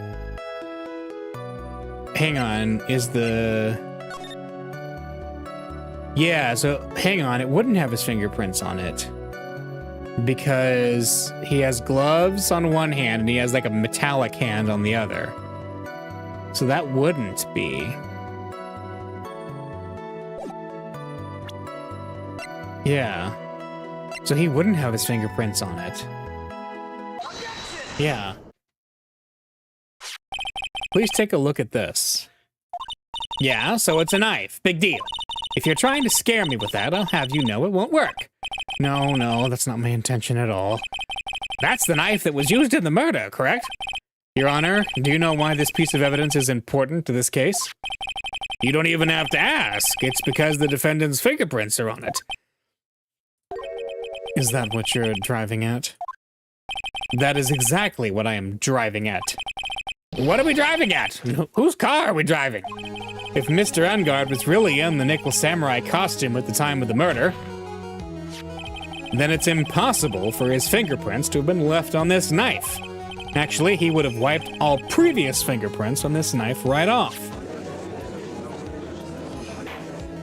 Oh, that's right. The Nickel Samurai wears gloves, doesn't he? He probably took his gloves off before he began the stabbing. And why would he do something like that? To leave his prints on the murder weapon? There's no way he would do something like that. However, there is one possibility. Then let's hear your possibility. It's very simple. The defendant went to the victim's room while in costume as the Nickel Samurai. At that time, the defendant held no intent to murder. He was probably just going to relax and talk about the victim about the stage show. Which is why he took his gloves off. But the murder did still take place. It's well known that there was bad blood between the defendant and the victim. Yes, I've heard that before. Well, Mr. Wright, what do you have to say about Mr. Edgeworth's theory? So let me get this straight. Edgeworth's theory goes like this. When the defendant went to the victim's room, he had no intention of killing him. Now, up to this point, are there any problems with this theory? Why would he bring the knife at all, then? Yeah, why would he bring the knife at all? This theory contradicts something in an earlier testimony. What are you babbling about? Now, for argument's sake, let's suppose Mr. Angard was the killer. If that's the case, I think it's impossible for the killer to have gone to the victim's room without intent. Because the knife is from the hotel and the knife was from the room. It was from Angard's room. It's not from Kurida's room. So, I mean, if it wasn't a premeditated murder, then the knife that was used would have been Kurida's knife. As it is, the knife that was used was the knife that has Angard's fingerprints all over it. Kurida's fingerprints are not on it. Because the other thought that was kind of in my head is, what if the killer switched the knives? But that wouldn't make any sense. So, yeah, the contradiction is the knife again. Right? Okay. This knife. This was used by Mr. Angard at dinner. Yes, we did establish that. Which means that if my client was in fact the killer, then he brought this knife with him when he went to visit Mr. Kurita. I suppose. However, you just said it yourself. At that time, the defendant held no intent to murder. If that were true, then why would he bring a knife? He wouldn't, would he? Which means, Mr. Edgeworth, your theory was flawed from supposition 1. And one more thing. If the murderer was wearing the costume at the time of the murder, then there should be glove marks left on the knife. Which means the defendant's fingerprints shouldn't be all over it like bees on a hive. And that brings me to my final point. This knife was planted by the real killer to hide their identity and mislead us. Order! Order, I say! Order in the court! Was this knife really planted by the killer? Why would the murderer do such a thing? To hide the murder method or to frame Matt Engard? Well, I mean, that... The murder method was figured out super fast. I mean, that's kind of silly to say it was trying to be hidden, but to frame Matt Engard? Absolutely. Absolutely. It's to frame my client, Mr. Engard, of course. To frame... aren't you forcing the interpretation just a little too hard on this one? But we just established that the witness saw the Nickel Samurai in costume. And if that were true, then there shouldn't be a single fingerprint on this knife. Ugh. Witness? Looks like I've made your life a teeny bit more difficult, Jipu. Witness, did you or did you not really see the Nickel Samurai? Well, I guess at first I might have forgotten, but... Are you saying you mixed up Mr. Engard with the Nickel Samurai? His character on TV? But I mean, I can't really do anything about that now. Look, I was waiting around in front of their doors because, well, I wasn't waiting around for the Nickel Samurai, that's for sure. Huh? She wasn't waiting for the Nickel Samurai. All right then, who were you waiting around for then? That's top secret to anyone outside of security. I have a feeling that you were waiting for Mr. Juan Kurita, am I correct, witness? Ha ha ha. The way you think, you're a sad amateur with a terrible case of nearsightedness. Amateur? Me? Oh, what am I an amateur of? Some old bag was waiting around in front of the victim's room. But it doesn't sound like she was waiting to catch a glimpse of Mr. Kurita. It was Adrian Andrews, wasn't it? Maybe Phoenix. Maybe the old bag was waiting around for that person. But who I think Mia's hinting at, it's certainly possible. Miss Oldbag, you were waiting for this person to come out of the victim's room, weren't you? She read the tabloids. It's Adrian Andrews, right? Yeah. Who is this person? This is Adrian Andrews, Mr. Engard's manager. But why would the defendant's manager be in the victim's room? It seems that this is the latest rumor in circulation, Your Honor. This is, I see. The judge seems to be really into the article, if it can be called such a thing. Then this manager with the initials AA, are you saying it's... Adrian Andrews, without a doubt, the witness thought so as well. Looks like you found me out. Well, that's fine. I can throw away this whole sworn to confidentiality stuff then. Witness? What in the world are you... Watch out, Phoenix. I've got a bad feeling about this. A very bad feeling. I got some information, some very secret information from a certain source. So that's why I was doing my own little investigation. In secret, of course. But what for? Oh, just for myself. Personal reasons and all that. Well, Mr. Edgeworth, how will you proceed from here? I really don't want to do this. However, I cannot simply let this point slide. I see. Very well then, witness, please testify about this secret information. Get ready. This is going to take the wind out of you young'uns. I'm sure we're all capable of handling this. Really, it's not like we're 10 years old.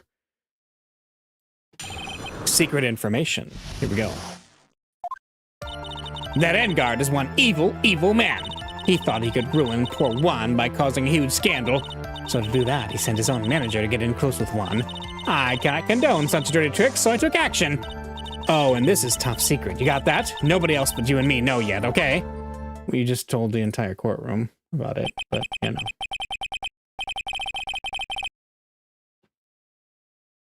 That's that. That's a deal. Okay. The defendant said his manager? What a distasteful topic for this court. What? Nobody's above gossip. And isn't there a saying? The truth is never pleasant. Never heard that one before.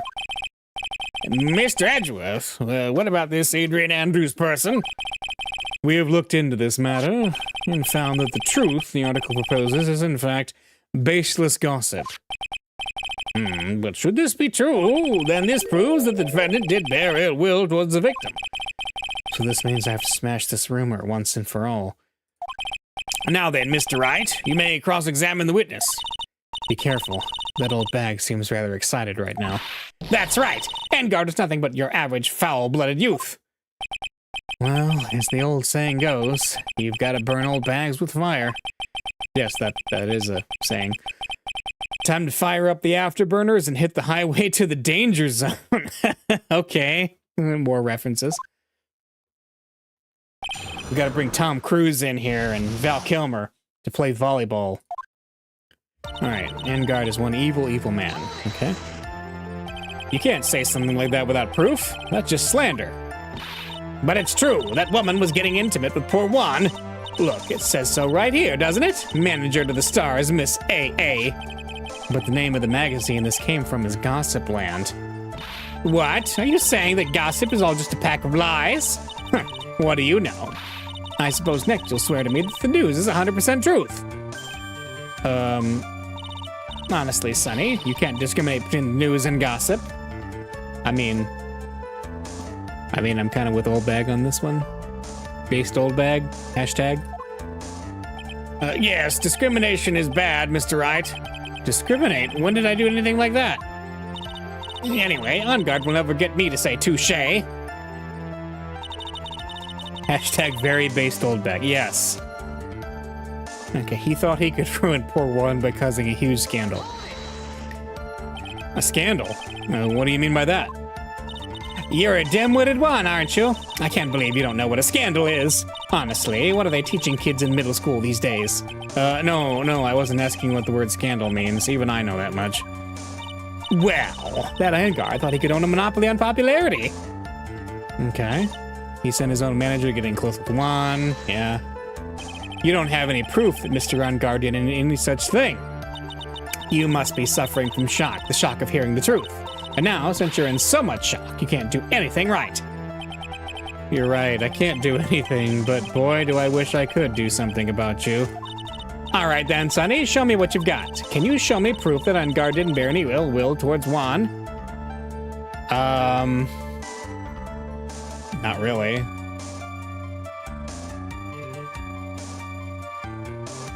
I don't have any proof of that.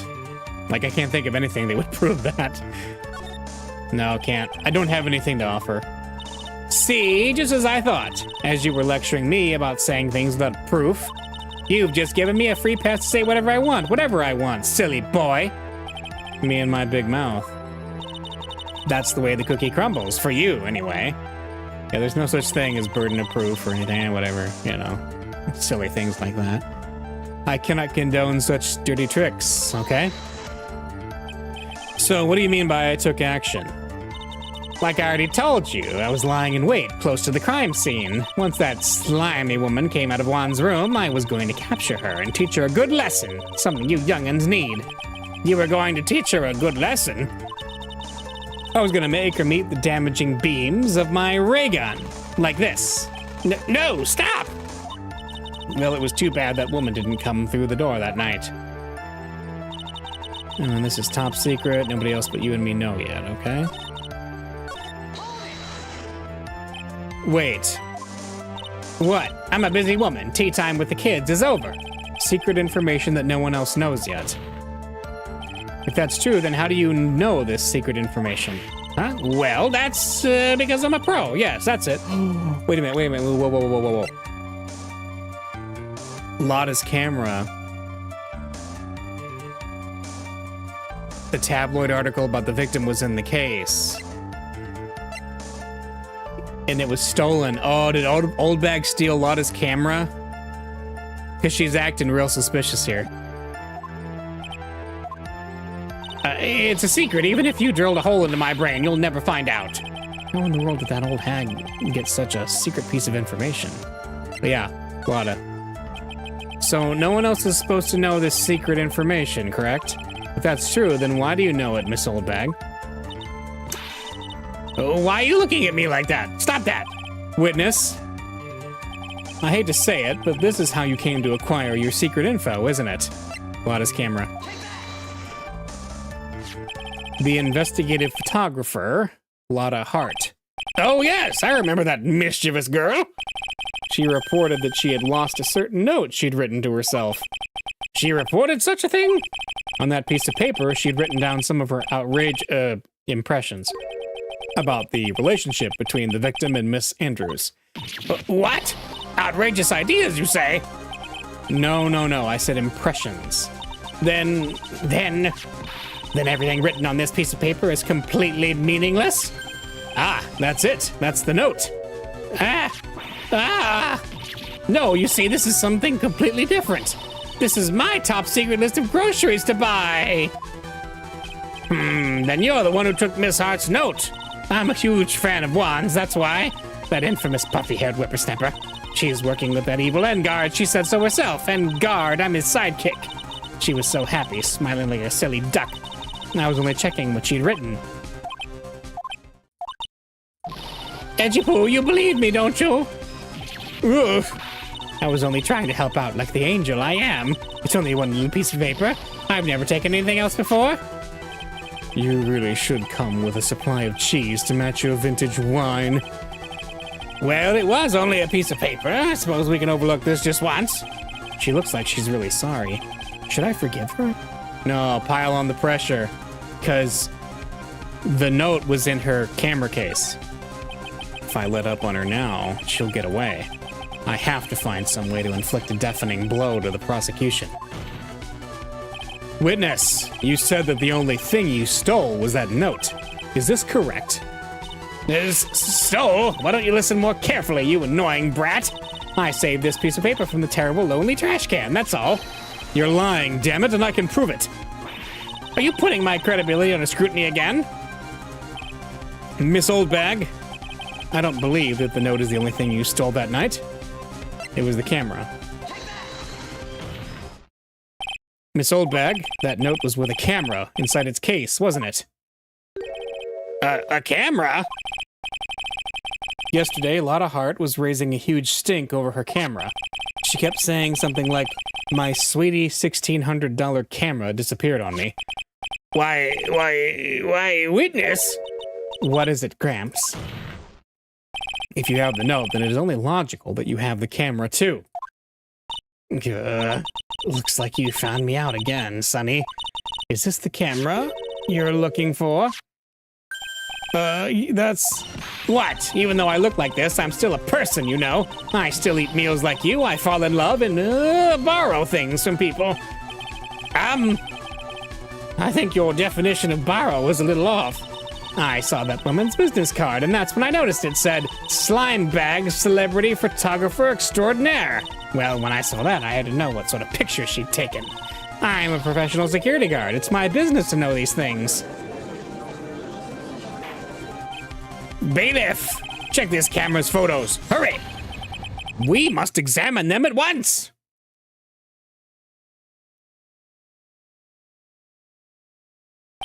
Well, Mr. Edgeworth, what do we have? There's only one photo that seems to be relevant to this case. Please, present it to the court. Aha! This is the Nickel Samurai. See, I told you, that's the guy I saw. Well, this proves that the witness was not lying earlier about this matter. Yep. What does all this mean, Mr. Edgeworth? This photo by itself does not prove that the person in it is the defendant. However, in his own confession, Mr. Angard clearly stated that at the time of the murder, he was still in his Nickel Samurai costume. If that's the case, then this Nickel Samurai is the defendant. How did it come to this? I think this brings us to the end. We've examined every piece of evidence thoroughly. Final comments, Mr. Wright? This court will consider them before we close. Do you agree that this photo was decisive evidence against your client? If this photo really is decisive, then we're done for. But if I raise an objection here and blow it, then I'd put Lamaya's life in jeopardy. I can't make a mistake here. There's only one road out of this mess. This photo that Lotta took, there's got to be something strange with it.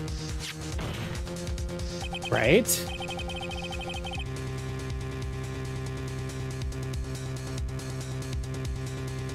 Let's see. We'll save just in case, because, you know, that's a little rough. All right. There's something strange with this photo. I knew this was coming, right? Your thoughts, Mr. Edgeworth? I think we can all agree there's nothing strange with this photo. There's no way for the defense to debunk this photo, even with a bunker buster. Debunk with a bunker buster? Is that what you're planning to do, Mr. Wright? Anyway, please look at the photo one more time. If you really believe you can honestly find something wrong with this photo, then you should only need one chance, correct? Well, I have to find something wrong with this photo. I can't let this chance go by. Okay? We're gonna save. Where in the heck did she take this photo from anyway? It's all out of focus. Why can't you take a good shot, especially when it counts? Now then, let's hear your objection. What about this photo is strange? Okay. Oh boy.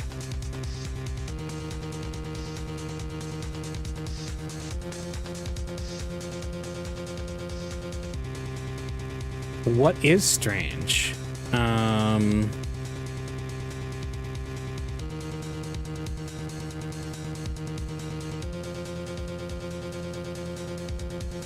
So hang on. Can I see his... Oh shoot, I hit present. I would like to direct the court's attention to this one area right here. What are you pointing at, his ankles? Wait, did I get it right? If you could see this person's ankles, that would be one thing. However, you can't. And? What does that mean? The costume person in this photo could not have been Mr. Engard. Wait, I did get it right. What the heck? Hang on. Right, because look, his feet. You can't see his feet. Okay. I somehow accidentally got it right. Nice.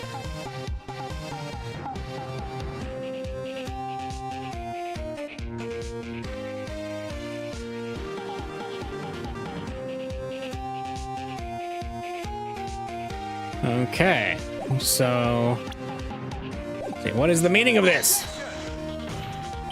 I wonder if you would care to elaborate with actual facts, that is. Let's take a look at the Nickel Samurai's poster.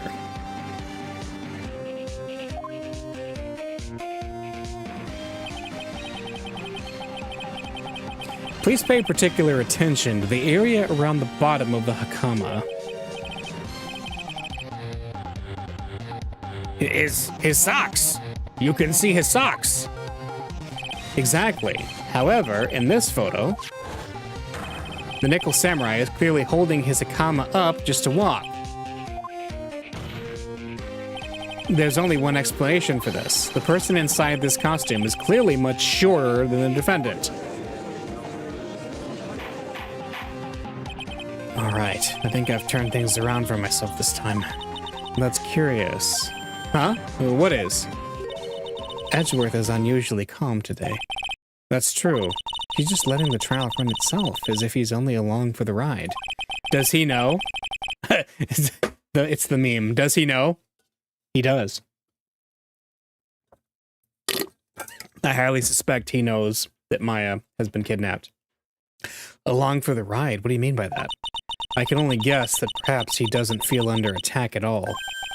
He doesn't feel under attack? Then I haven't damaged his case at all. Mr. Edgeworth, where does this leave us? If the person in this photo is not Matt Engard, then everything the prosecution has tried to prove has become meaningless.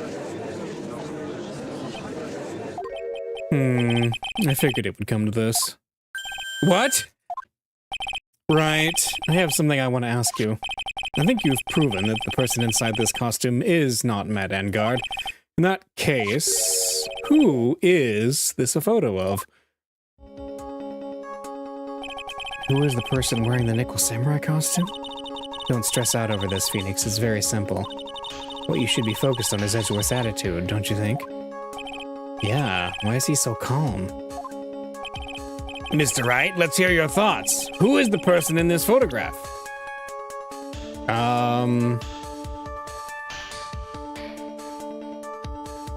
Oh, wait a minute. Someone who we've already been told is short. And someone who would have had a reason to go to his room. It's Adrian Andrews. Adrian Andrews? If you want to know who that Nickel Samurai is, it's none other than this woman. And why would you say it must be Miss Andrews? What in the world points you to her? For starters, she's short, and she can freely move in and out of Mr. Engard's room. Finally, she had dinner with Mr. Engard that night. And how does that all add up? It means that it makes it very easy for her to get a certain item. A certain knife with Mr. Engard's fingerprints all over it.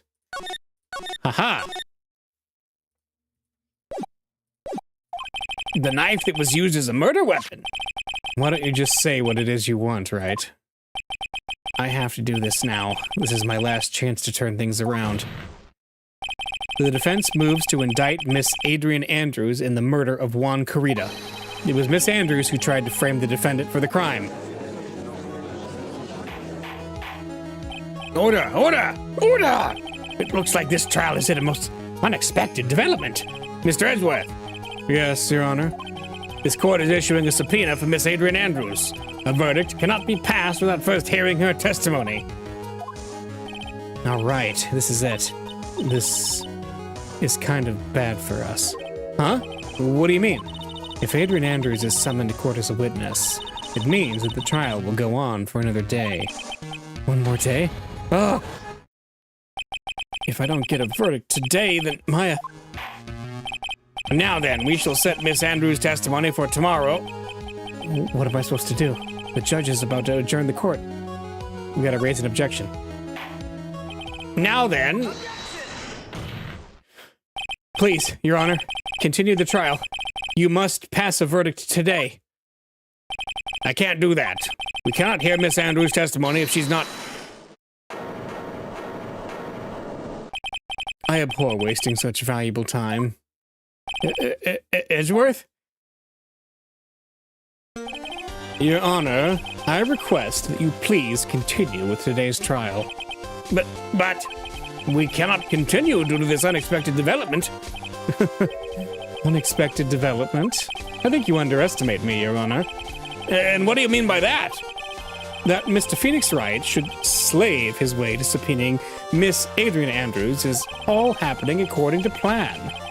Even if Wright was a bit slow to catch on. What? What is the meaning of your statement, Mr. Edgeworth? Miss Adrian Andrews is currently waiting in the prosecution's lobby. She's the next witness. Huh? Everything was planned out in advance by that man? Somehow I knew there was no way Edgeworth would overlook Miss Andrews. Looks like this battle is far from over. Exactly. Very well. We will call the next witness. However, before we proceed, we shall take a 10-minute recess. Please prepare your witness in that time, Mr. Edgeworth. The court will now take a 10-minute recess. I think this basically proves that Edgeworth knows about Maya and is doing his best to keep the case going. Save progress? Yes.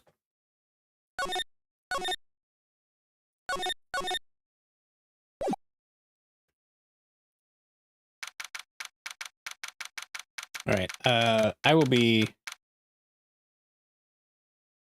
And next you're going to say it was Adrian Andrews inside the custom. It really is. He's doing that. He's JoJoing us. Seriously. All right, I will take a very quick break, and then we will finish this up.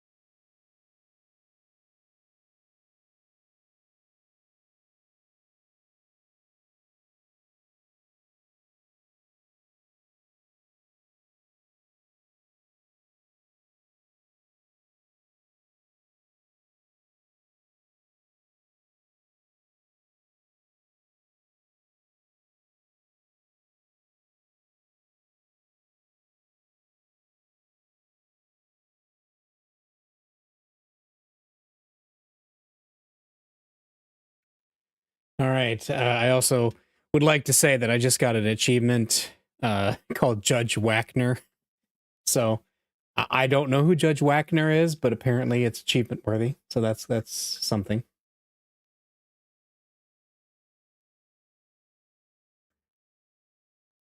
All right. March 22nd, 2:14 p.m., District Court, Defendant Lobby Number 3. Dude, I can't believe that Adrian... No way.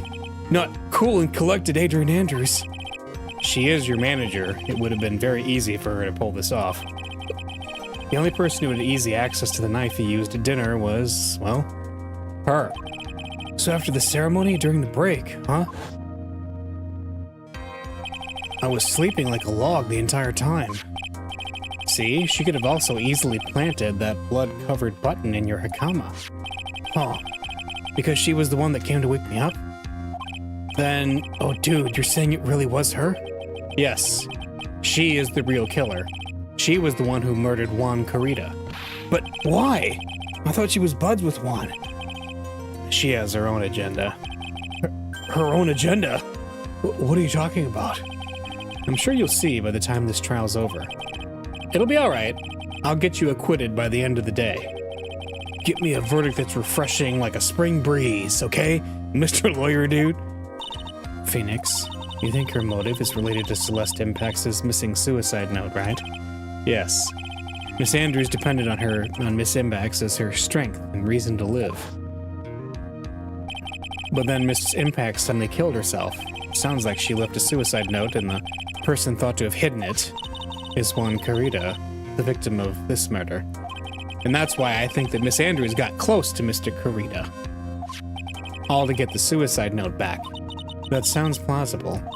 But one thing bothers me. What? Who was it that first told us about their relationship? Better stated, Miss Andrews' dependency issues with regards to Miss Impax.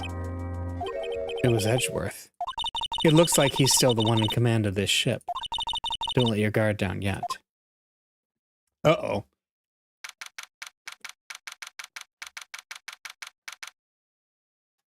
March 22nd, 2:25 p.m., District Court, Courtroom Number 3. Court will now reconvene. Now then, Mr. Edgeworth, if you please. The prosecution calls the witness subpoenaed by this court, Miss Adrian Andrews, the person who discovered the crime in Mr. Juan Carita's room.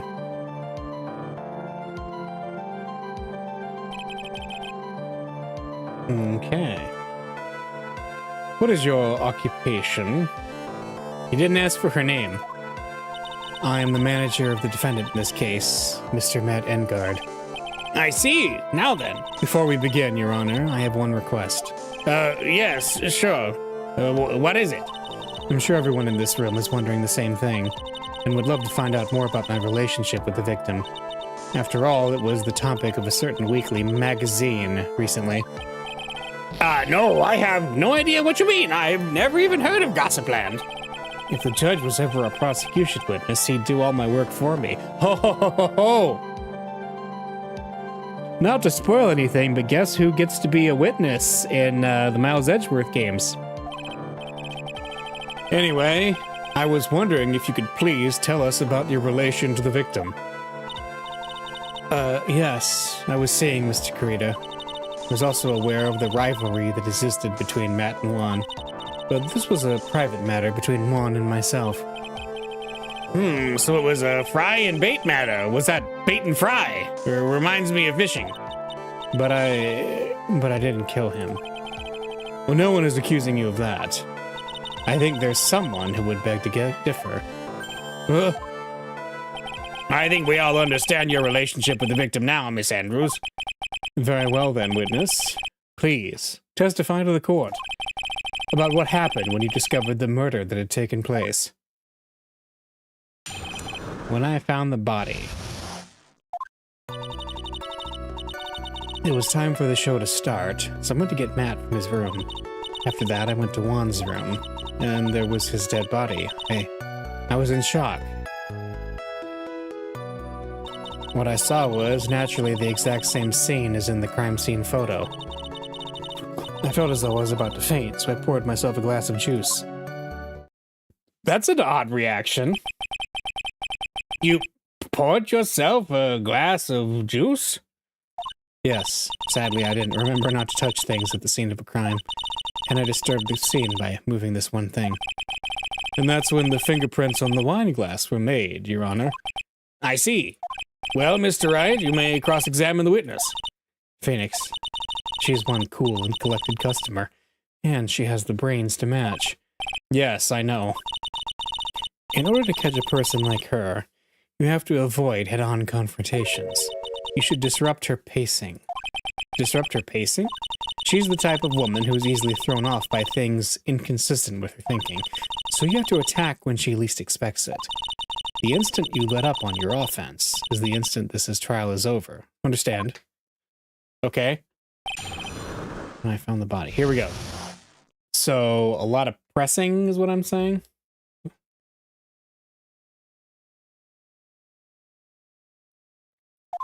Okay. It's time for the show to start, so I wanted to get Matt from his room. Okay. And what was Mr. Engard doing at that time? He was taking a nap. He was worn out from his mini performance as the Nickel Samurai during the ceremony. Huh. Mr. Engard did say he was taking a nap. Then I guess you could say it could not have been taken out of his room, yes? Excuse me? It? What are you... Right, I thought years of school would have taught you how to construct a sentence. If you can't make a sensible sentence with a subject, then I'll make one for you. Watch. Did you, Miss Andrews, remove Mr. Engard's knife from his room? No. Subject, verb, object. Right. Did you skip basic grammar? The witness may continue. After that, I went to Juan's room. And why did you do that? As a friendly gesture, Juan was to make an appearance with the other heroes. So the show was supposed to be a show of friendship, huh? Let's press further. Is that the only reason? I beg your pardon? What are you implying? You had a certain goal in mind when you started to get close to him, correct? So perhaps you had a more personal matter to discuss with the victim? Sorry, but I didn't have any such intentions in mind at the time. I can't get her to talk with that strong piece of evidence, I guess. May we continue now? Witness, what did you see when you got to his room? And there was his dead body. Okay. So she was in shock. You were in shock? What? Was I not supposed to be? Miss Andrews is a very calculating person. And despite how close they were, I doubt she had romantic feelings for Mr. Kurita. Anyone randomly stumbling upon a dead body would be in shock. And you can't seriously expect that a young beauty like her would not be shocked. Somehow I don't think beauty has anything to do with being shocked or not. I see. Okay. What I saw was naturally the same scene as in the crime scene, okay? This is the photo you're referring to, correct? Yes, the one with the knife lodged in his chest. And the guitar case was like this too? Yes, it was open and empty, of course. Wait, whoa, empty? Hang on. There's water at the top of the lid. She didn't mention that it was wet. How did it get wet? You'll see. And then what did you do next, witness? And then I felt as though I was about to faint, so I poured myself a glass of juice. Juice? Yes, there was a bottle of tomato juice on the table, so I helped myself. But you didn't drink any of it, did you? Huh? There were no lip marks left on this wine glass, just that anyone drank from it. I wasn't feeling terribly great, so I set the glass down without drinking it. Miss Andrews, I would like to confirm with you one more time. When you discovered the dead body of Juan Kurita, you were in great shock, and that's when you poured yourself the glass of juice, correct? And what of it? My mind really was a complete blank at the time. Your mind was a complete blank? I didn't think that was possible for you. Aren't you rude today? I was so dazed that I made one careless mistake. That one thing. What one thing? Never mind. It's no big deal. Wait a minute. So, Theory. The glass was poured. She knocked it over in her shock, and it got the guitar wet, and she re-poured it so as to not disrupt this crime scene. Never mind, it's no big deal. What was she starting to say just now? Press. Miss Andrews, I'm convinced that, as you said, you made a mistake at the scene of the crime. What I really want to know is what this mistake was. Actually, so would I. I'm sorry, it's kind of embarrassing. When I set the glass down on the dresser, I accidentally knocked the flower vase over. Oh, it was the flower vase. Okay. Oh, there goes my theory. So you knocked, that's what got the guitar case wet. Flower vase? Are you talking about the one on the floor in the crime photo? This mess of glass shards? It was originally on top of the dresser, but when I bumped into it with my elbow, it fell onto the guitar case. Why did you withhold such an important piece of information? I'm sorry. I thought that since the crime scene was already in disarray, that people would simply assume the vase was just another part of the mess. It looks like yet another fact has come to light here. Please add this and anything else you have yet to reveal to your testimony. I'm sorry, but I have nothing more to add. I didn't touch anything else. Okay. I was the one who knocked the flower vase over where it fell onto the guitar case, okay?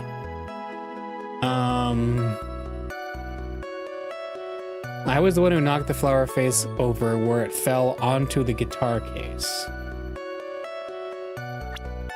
Okay. There is some water, but only on top of the lid. Hang on. That doesn't make sense, does it?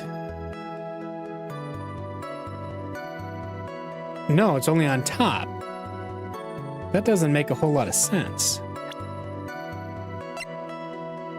Let me press. What kind of flower vase was it? It was a glass vase, and it was fairly big and heavy. I thought I would try to take Juan's pulse, so I set the glass I was holding down on the dresser, and that's when my elbow accidentally hit the vase. That's odd. I thought she was always in total control of herself. And that's what she would like people to think. Always be mindful of the gap between your perception and reality. It doesn't sound like there's any glaring contradictions in her testimony just now. I warned you earlier that she would not crack so easily. The only way to make her is to keep on the offensive and not let up. The only way you're going to catch her is with some very strong, decisive evidence. I have to find something. I just have to. For Maya's sake. Okay?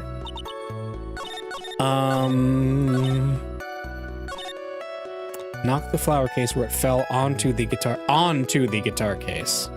If it fell onto the guitar case, and it would be all over the guitar case, not just on the lid. So there's a contradiction there.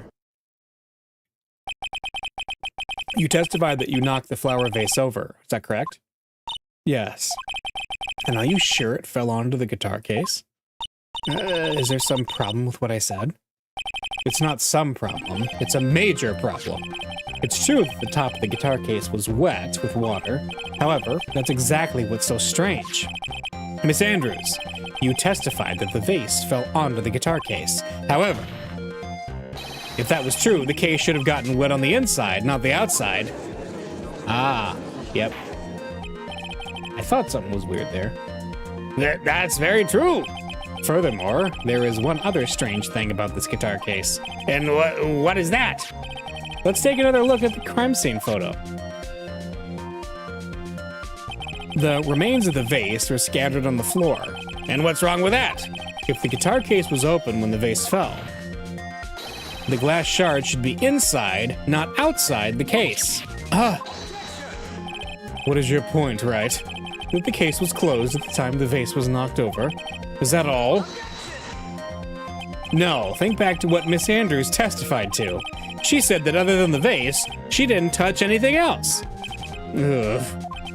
Yes, that's right. She did implicitly say she didn't touch the guitar case. But this whole matter with the guitar case is a dead end.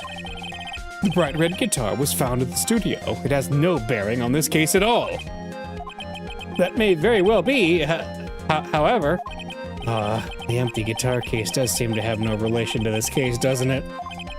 It seems that there's no deeper meaning to the guitar case. Well, Mr. Wright, do you think we need to hear more details about the guitar case? Yes, we got to. The empty guitar case, I believe this is a crucial piece of the puzzle. I can't believe anyone would reach for straws like this, but it is you. I can't believe I'm doing this either.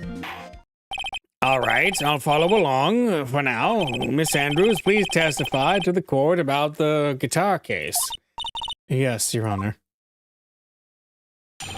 The guitar case. I don't remember too clearly because I was a bit dazed. I suppose I must have opened the guitar case after I knocked the vase over. Not a big deal though, right? The case was empty after all. As for why I opened the case, even I don't know. Okay. Well, the guitar was missing, we know that. It looks like this really wasn't a very important point. This wastefulness is such a familiar feeling by now that it's almost comforting. Anyway, I'll just go ahead and start the cross-examination.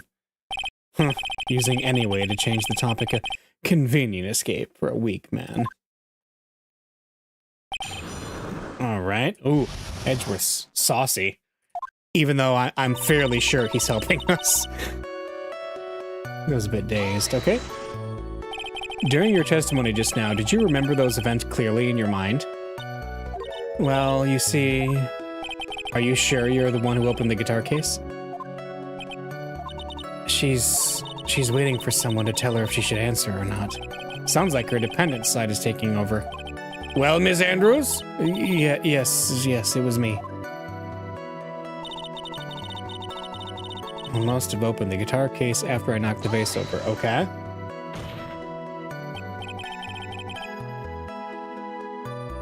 So you opened the guitar case then? Yes, well, maybe. Why did you open the guitar case? Wait a minute, why is she acting so confused? Huh?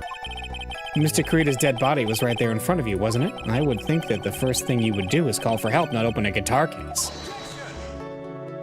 As the witness has said multiple times when she found the dead body, she was dazed. Maybe I was curious to know if the bright red guitar was all right or not.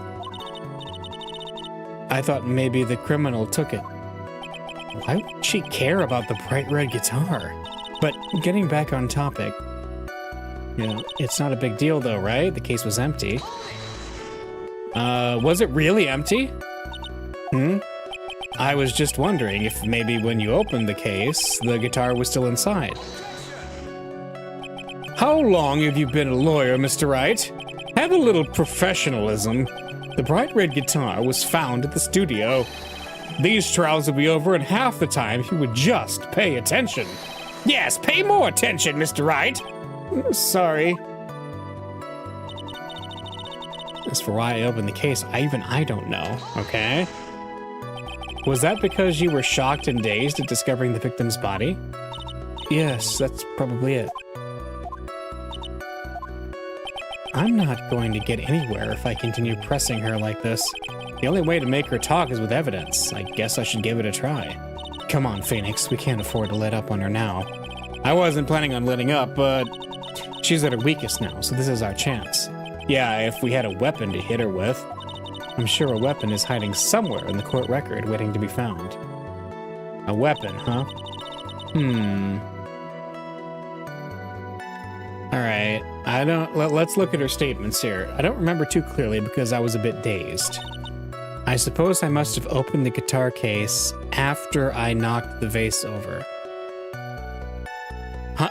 Wait, that doesn't make any sense. Again, the guitar case is... Wait. The water is on the lid.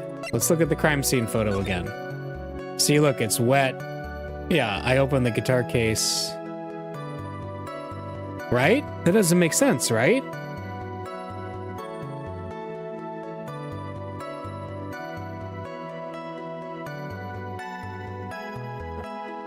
Am I on the right track? Let's see. Alright, guitar case. Empty. There is some water, but only on top of the lid. And after I knocked the vase over. Bears Karita's fingerprints. Oh. Okay. Yeah, my mind was going around the water thing, but yeah, bears Karita's fingerprints. It didn't say anything about it bearing Adrian's fingerprints. If she opened the guitar case, it would have had her fingerprints on it.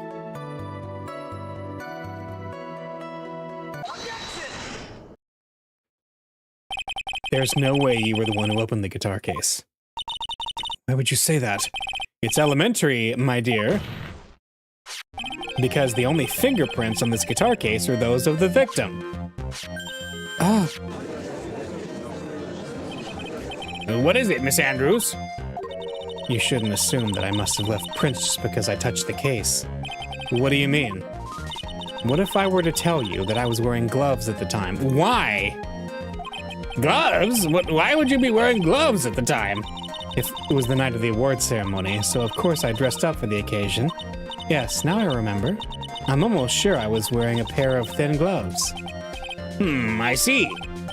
Well, Mr. Wright, it seems the witness was wearing gloves at the scene of the crime. That's strange. You were wearing gloves? Isn't that a little strange? Why is that strange? Do you have something that would prove I was not wearing gloves at the time?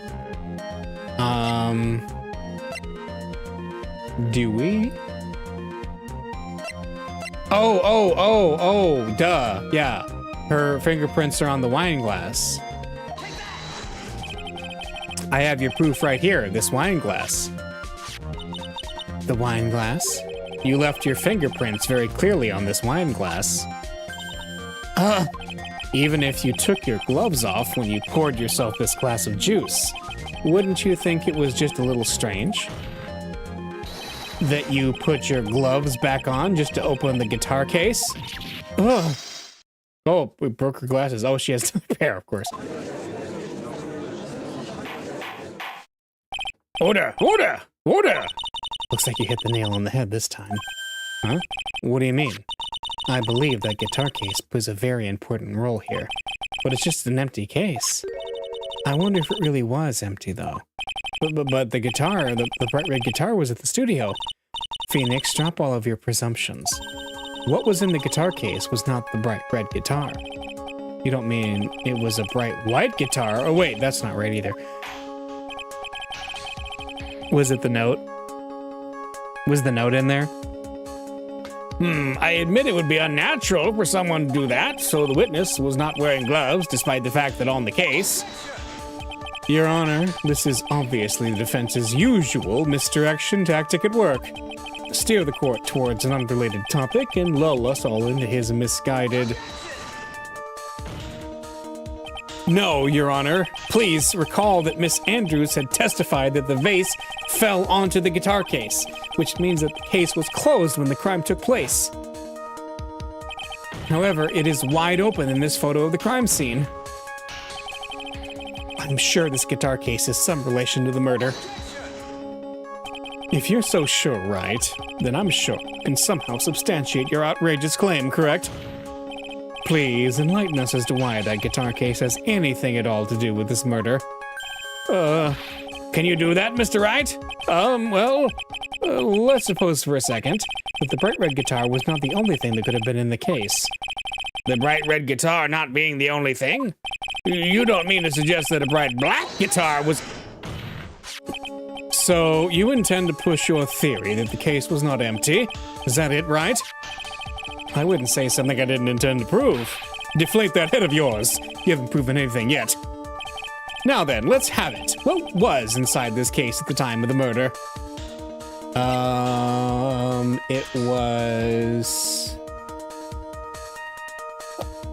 What was inside the case? Oh, hang on. Let's think about the order of events, okay? So we had the note. But never mind. Let's not even think about the note. Let's think about... Okay, the guitar wasn't there. It's really bizarre that the guitar wasn't there, right? So we have two different facts now. We have the fact that Matt Engard was sleeping in his hotel room dressed as the Nickel Samurai. But Lada's photo at the same time shows that somebody who we suppose is Adrian, given the height, is coming out of Kurita's room wearing a Nickel Samurai costume. Right? So, let's see. He was strangled. One was strangled with a scarf, right?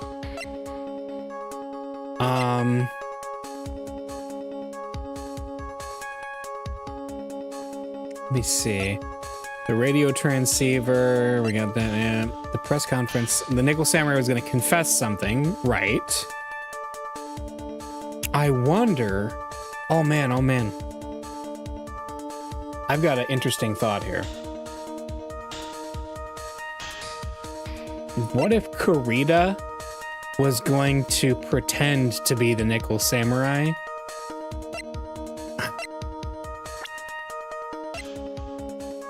Yeah, where did that... I can't remember where that confession came up. My mind is in a bunch of different directions right now, but what was inside that case?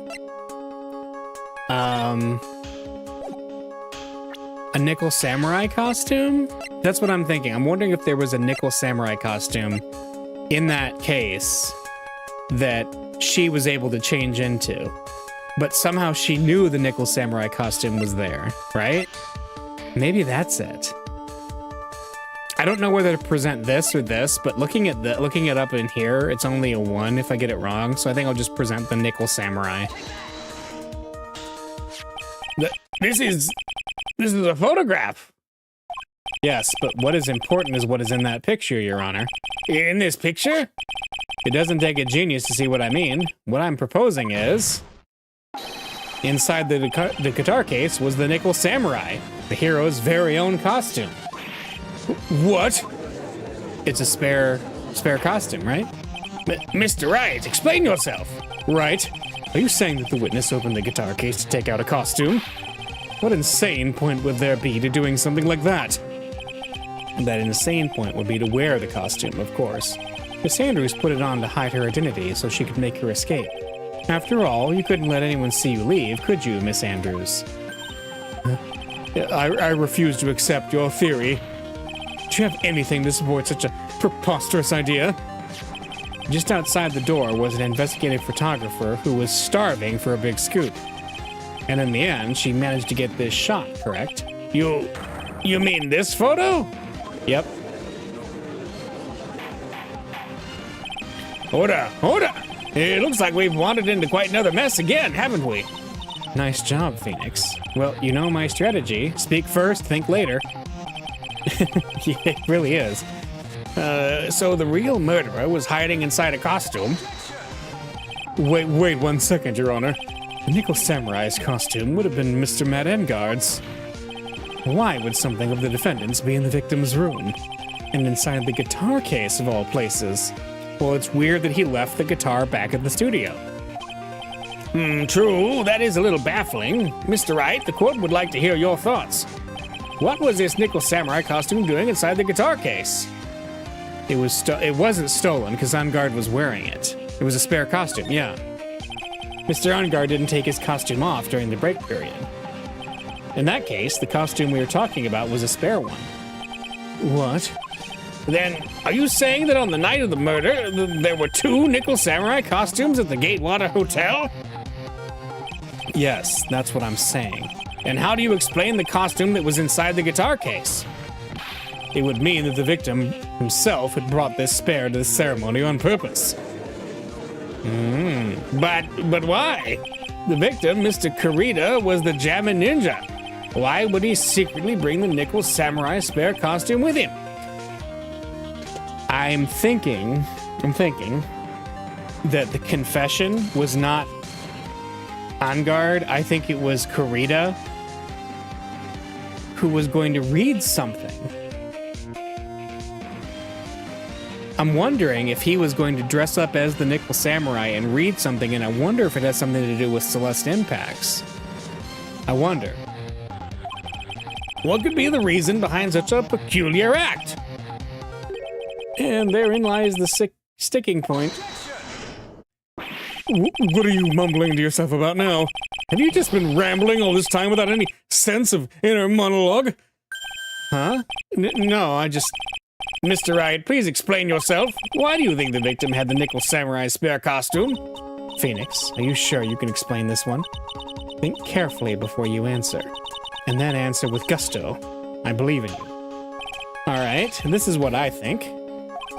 The reason the victim brought the Nickel Samurai spare costume to the hotel was... the press conference ticket, the confession? What is this? On the night of the murder, after the stage show, the Nickel Samurai was going to hold a special press conference. A press conference? Yes, the Nickel Samurai was supposed to confess something at this conference. I heard about this as well. For once, you're not making something up, right? But what struck me as strange was that Mr. Ungard himself said he had no idea he was supposed to be holding a press conference that night. But how can that be? The way I see it, that can mean only one thing. The conference was set up by none other than the victim, Mr. Juan Kurita himself. The victim? Yes. The spare Nickel Samurai costume was prepared for that very conference. Mr. Kurita was going to hold the press conference as the Nickel Samurai. Okay. He was going to dress up as the Nickel Samurai and hold a conference? But why would the victim do such a thing? That's something I don't quite know yet. However, what I am concerned with right now is what he intended to reveal at that conference. The Nickel Samurai was going to confess something. And by confess, I'd wager he was going to reveal something about himself. Which means that Juan Kurita, posing as the Nickel Samurai, was going to speak about Matt Engard. Yes, I guess that's what it would mean. But if that's the case, that's not a confession, that's public disclosure. Miss Andrews? I can see why you're pros at what you do. And pardon me? Yes, just as you say, the press conference was set up by Juan. Oh my. Miss Andrews, please offer us an explanation for this. I was the one he asked to help set it up, and the person who prepared the second costume for him. That was also me. You? Juan had bet everything on the Jammin' Ninja this year, and if he lost the Grand Prix, he was going to make sure Matt was going down with him. That's what he thought anyway. What? He was going to ruin him, huh? It looked like somehow Juan had in his hands a secret so powerful that it would destroy Matt's acting career had it been revealed. What? Oh no. And do you know what this secret of Mr. Engard's is, Miss Andrews? That's something only Juan knew. I don't know what it is. I see. I've probably been coming off quite suspicious to everyone, but that's to be expected. I've been trying to protect Matt, after all. Protect Mr. Engard? And yet again, another strange bit of truth comes to light, it seems. Miss Andrews, if you could, please tell us the truth about your behavior. Yes, Your Honor, I understand. Oh my gosh, one more.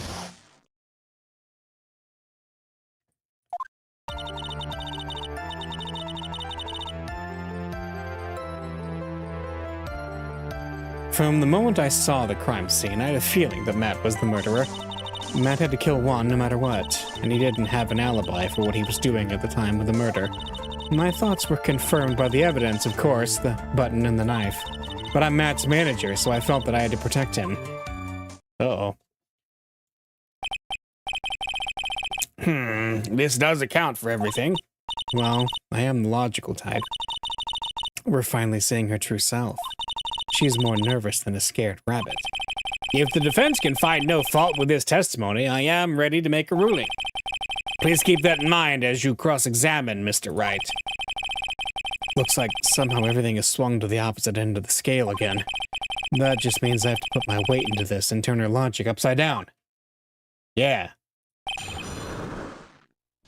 Okay.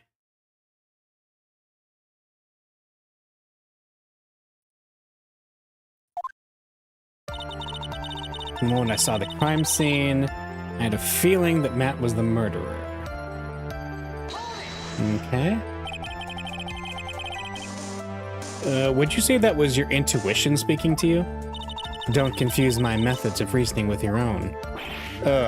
If you want to prove that someone did something, you need 3 things. 3 things? A motive, an opportunity to commit the crime, and finally, decisive evidence. And if you think these 3 things through, the answer becomes quite clear. You should have already known that, Phoenix. They didn't teach that to us in school, or at least not from what I remember. May I continue now? Matt had to kill Juan no matter what. Why? So would you say this need came from the press conference? Yes. Do you know why Juan chose that event in that hotel for the conference? Because that was when he could cause the most damage to the public's beloved Matt Engard. And you knew of this plan, didn't you, Miss Andrews? Yes. Because I was the one who set up the conference and prepared the costume. But I'm sure Mr. Engard himself didn't know anything about the press conference. Oh, really? Can you show me any proof that he didn't know about the press conference? Anyway, the important thing here is that this information wasn't in your testimony. Yes, I agree. Miss Andrews, please correct your testimony, if you please. Grasping at straws now, are we, Mr. Wright? I know what his motive was, but I don't have any way to prove I'm right. Has Mr. Engard done something to hurt or betray you personally? Why do you ask? You were the one who helped Mr. Krita with his press conference, and that event was supposed to bring down Mr. Engard, yet you still helped out. That person on trial right now is Mr. Engard, right? What the witness was thinking, helping the victim with his plan, is none of our concern. In any case, this means that the defendant had a motive to kill. Why do I keep doing this to myself? And he didn't have an alibi for what he was doing. But didn't you already testify earlier that Mr. Engard was taking a nap in his room? Are you telling me now that that too was a lie so you could cover him for Mr. Engard? I'm not telling you anything of the sort. When I went to get him for the show, he honestly was sleeping. However, as to whether he was sleeping the entire time, that I cannot say. I was too busy setting up the stage at the time. I keep trying, but I can find no flaws with what Miss Andrews has said. I can't say the same for some people here in this courtroom, however. The judge is glaring straight at Mia. He's glaring at you, smart guy. My thoughts were confirmed by the evidence, of course, the button and the knife. Okay. You can hardly call the knife decisive evidence. The fingerprints on the knife could very well be a clever camouflage. Then what about the button? The button? It's clear from the crime scene that the victim and his murderer fought. And during the fight, the killer ripped the button from the Jammin' Ninja's costume. You're talking about this button, correct? That button was found in the plates of Matt's hakama. Isn't that correct? I would think that makes it very decisive evidence. Ugh. Looks like you were outfoxed again, Mr. Wright. Anyway, the knife doesn't prove a thing. Please, fix your testimony. I can't stand the sight of a man who can't gracefully accept his defeat. Thank goodness Mia can still look at me. With an icy stare, yes. Miss Andrews, for Mr. Wright's sake, please add this information to your testimony. That button was torn off of Juan during his fight with Matt. Okay, so so far we've added this and we've added this. Let's keep going. And how do you know that? When the ends of the threads on the button and the costume were matched up, they were found to fit together perfectly. Oh, so I heard. I've heard that before too. But why would Miss Andrews know about this case down to such a fine detail? Don't look at me like that, just because I'm prepared and you're not. And I thought I had her this time for sure. If there's anything to trip her up on, it has to be here. But where and what? But I'm Matt's manager, so I felt that I had to protect him, okay?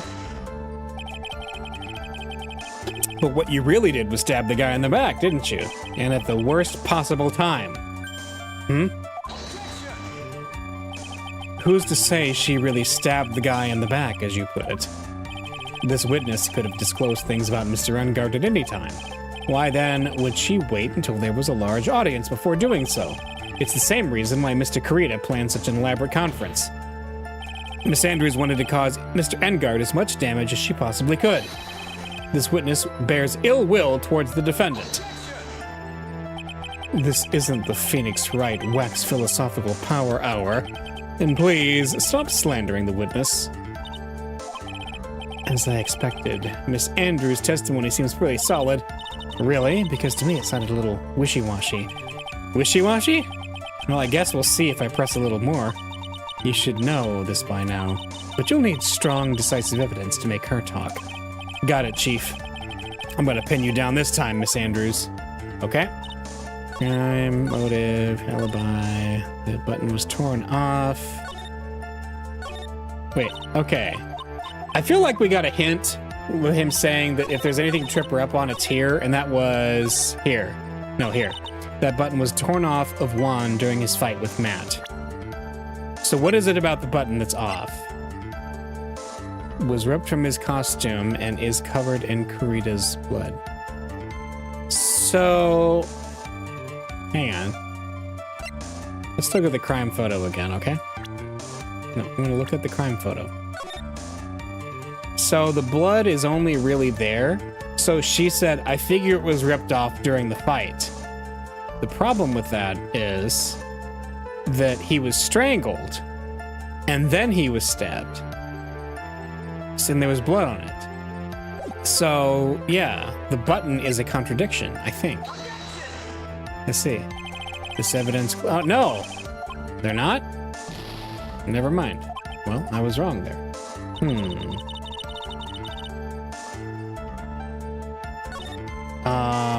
Wait. Is the button not the contradiction? Is the autopsy report? Strangled with a scarf, then stabbed. Is this it? Oh, I got it. This is the victim's autopsy report. It clearly states that the cause of death was strangulation by a scarf. Strangulation? She didn't know. The knife stab to the victim was done after the victim had already died. And what does that mean? Let's examine the evidence. This button has the victim's blood on it, which would mean that it was ripped off of the costume. But when? After the knife was stabbed into the victim. Exactly. Which means it is impossible that this button was torn off during the victim's final struggle, because the victim was strangled to death in that fight. That's right, Miss Andrews. There is no way this button was ripped off during the struggle. This button was consciously pulled off of the victim's already dead body. Order! What is the meaning of this, right? So what if the button was torn off the body after the victim had already died? What does that change? Let me ask you one simple question, Mr. Edgeworth. Why was the button torn off? What purpose did that serve? What purpose? We now know this button was not torn off during the fight, so the murderer took the time and effort to purposely rip this from the victim's body. That would mean that the murderer had something in mind, wouldn't it? Mr. Wright, does this mean you know what the murderer wanted to do with the button? What was it? To pin the crime on Engard, right? There's only one logical reason for doing something like that. It was to pin the crime on Mr. Engard. There's no way anyone would have put a bloodied button in their own pants. That's right, Mr. Engard was set up by the real killer, of course. And the real murderer is? Or the real murder is? Well, Mr. Wright, who in the world is the real killer then? Well, the only person who we have is Adrian. Finally. I can't believe I managed to bring this trial all the way up to this point. Phoenix, you can't let your guard down yet. Not until the very end. The real killer, the person who planned to frame Mr. Engard is? It's gotta be Adrian. Yeah. Miss Adrian Andrews, I choose you. No. Not a Pokemon reference, not now. You are Mr. Kurita's killer. What? Order! Order! Order! Mr. Wright! This is a very grave matter. Do you have any evidence that supports your charge? Any evidence? All of the evidence points to Miss Andrews. Oh, preposterous. You can't stick any of that on me. I can't, can I? Would you care to test me? Then what about this knife? The knife was used to stab the victim after he had already been strangled to death. It was used to throw suspicion onto Mr. Engard, naturally. A knife covered in the defendant's fingerprints could only be taken from his room. And the only one who had dinner with him and knew which knife to take was you.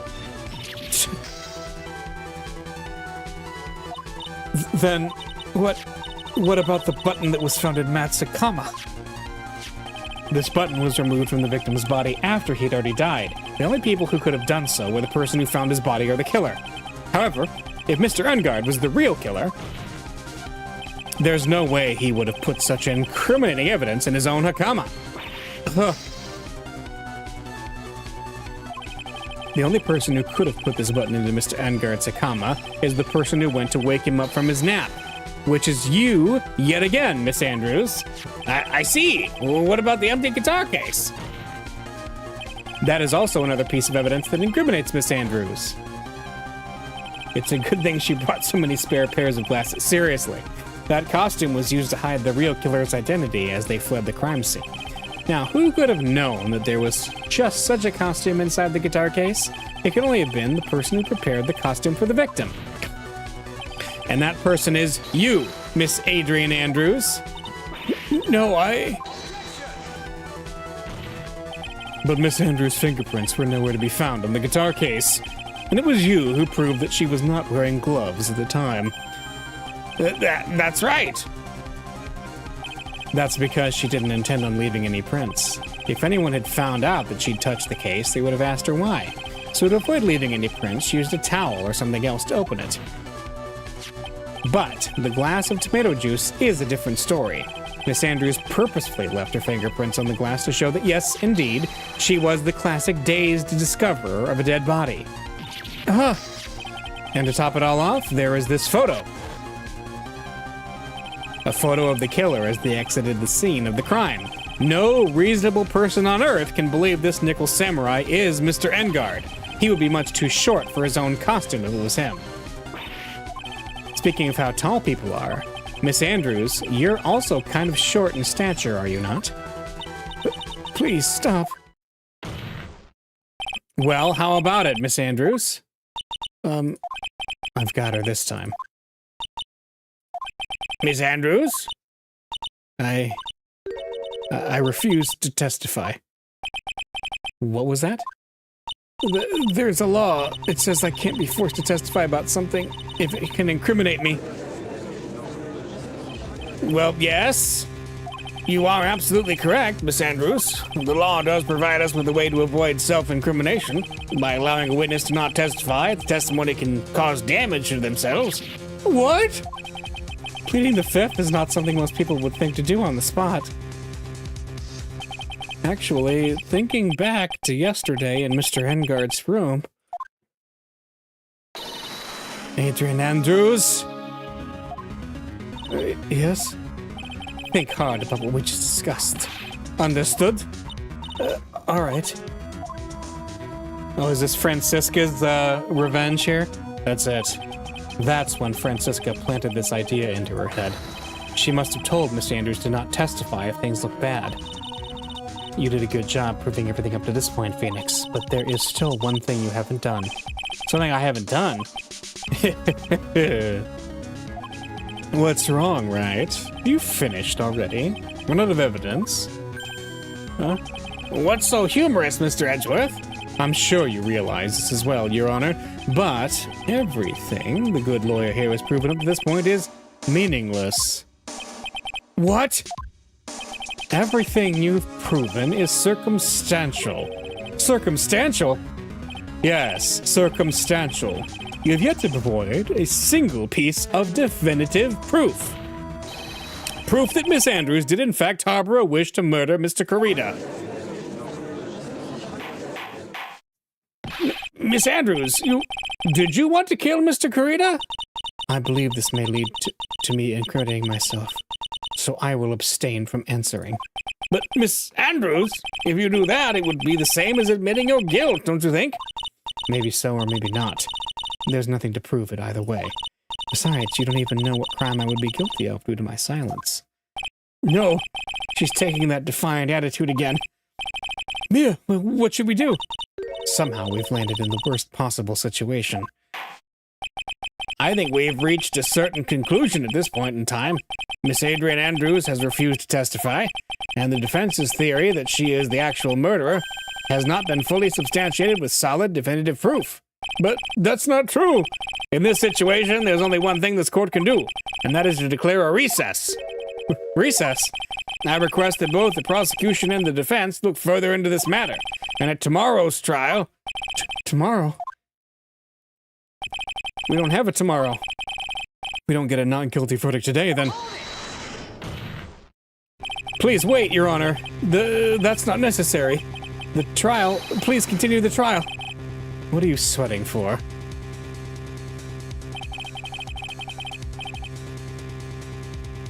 Your client is getting one more day to live, isn't he? That's not it. This isn't about that. Edgeworth, I know you know who the real killer is. Please, let the trial continue. If I don't get the verdict, then my... But it's impossible to continue as long as the witness refuses to testify. Well, now then, this court is... It is not impossible for this trial to continue. Huh? Mr. Edgeworth, what are you... It's true, Miss Andrews holds the right against self-incrimination. However, if the topic of conversation was something unrelated to whatever she may be guilty of, then she has no right to withhold testimony. Yes, that's very true, but... Actually, there's one little thing that I am curious about. Miss Andrews, when you found the victim's dead body, you poured yourself a glass of juice. Yes, and? I can't help but think how unnatural that is. Usually when one finds a body, they're shaken up, not stirring a glass of juice. So my actions were unusual, but I've already... Before you speak, I want to state that if you have a reason behind your actions, I would like you to testify to that effect. Testify? Your Honor, I would like to request that the witness testify again as to what happened when she first discovered the victim's body. Whatever we find out in this testimony should in no way implicate the witness. I don't know what it is about Edgeworth today, but I can't get a good read off of him. Is he friend or foe? I just don't know. The court acknowledges the prosecution's request. Miss Andrews, if you please. Okay, got it. There's the juice. Okay, I didn't really pour it for myself. I was surprised when I walked into the room and saw it in that messy state. And Juan, he was sitting slumped over and tired looking in the corner. When I saw him sitting like that, the thought that he was dead didn't cross my mind. To be honest, I thought he had just fainted or something, so I went to pour him some juice. Wait a minute. When I realized that he was dead, that's when I knocked the flower vase over. Wait a minute, there's a gigantic contradiction there. I didn't realize he was dead? He had a freaking knife sticking out of him. I'm sorry, why didn't you say so in your earlier testimony? I didn't think I needed to include something so trivial. Phoenix, please be careful here. If you can't find anything wrong with this testimony, then there's nothing left. I know. Edgeworth, what the heck is going on in that brain of yours? But now then, Mr. Wright, you may begin your cross-examination. Yeah, he had a giant knife sticking out of him. I'm going straight to that. Surprised, and Juan, he was sitting tired looking. When I saw him sitting like that, the thought that he was dead didn't cross my mind. I'm sorry. We don't even know. No. Thank you. So you honestly didn't think he was dead when you found him? No, not at all. Even though this is what you saw when you discovered the body? Oh, what is the meaning of this? Isn't it obvious, Your Honor? There's a knife sticking straight out of Mr. Kurita's chest. Anyone who saw this scene would have immediately thought that Here, that here was a dead man. Well, you see, I doubt a single person in the world would mistake this for someone who fainted, and then so nonchalantly go pour something to drink. Your point is, Miss Andrews, your testimony just now, it was all one giant lie. And your lie has proven one thing very clearly, that you're the real killer. No! Looks like the defense has somehow brought the ugly truth to light. The defendant, Mr. Matt Engard, is not guilty after all. But that's impossible. You're wrong. Miss Andrews, try to have some composure. It wasn't me. It wasn't me, I tell you. It was Matt. I swear it. He's the one who killed Juan. But you were the one who refused to testify, and your reason for not doing so was that you might end up incriminating yourself. That's because... Miss Andrews, I will give you one last chance. What exactly are you hiding that may incriminate you? I refuse to testify. Well, then there's no need for this court to continue any further. Mr. Matt Engard's innocence has been clearly demonstrated. Is it over? Have we found the truth at last? What's wrong, Phoenix? Usually the real killer confesses his or her guilt. And now that I think about it, this is the first time someone hasn't. Now then, I would like to hand down my verdict for Mr. Matt Engard.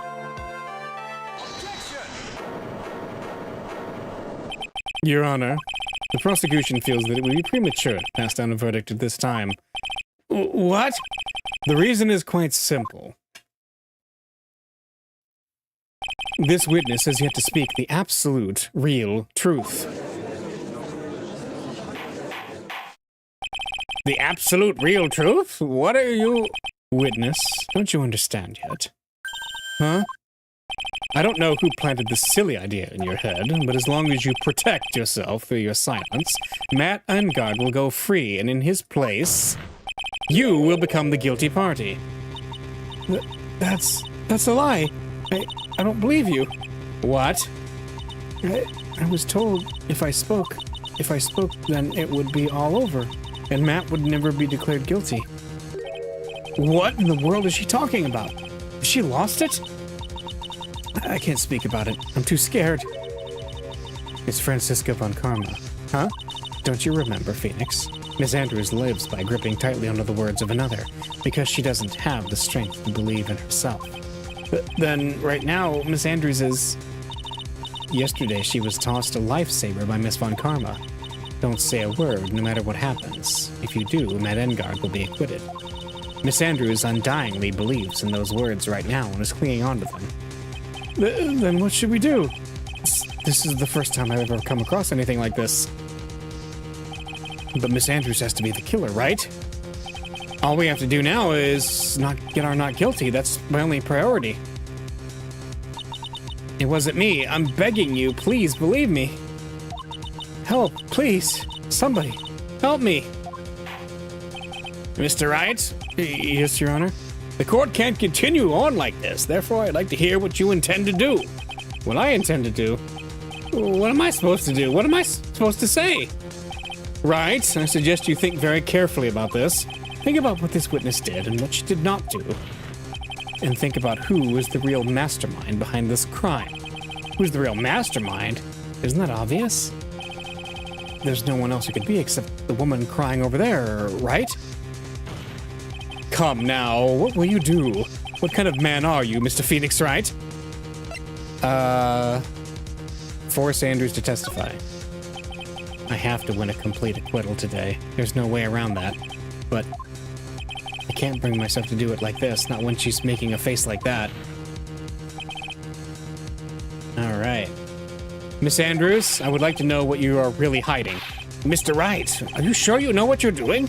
Sure, Mr. Engard would get an acquittal, but in his place, you'd be found guilty. Is this how you really want this trial to end? Be quiet. How dare you? You're trying to trick me. That's enough! I commend you for trying, Mr. Edgeworth. However, it's clear that the vengeance theory is the truth. You're wrong.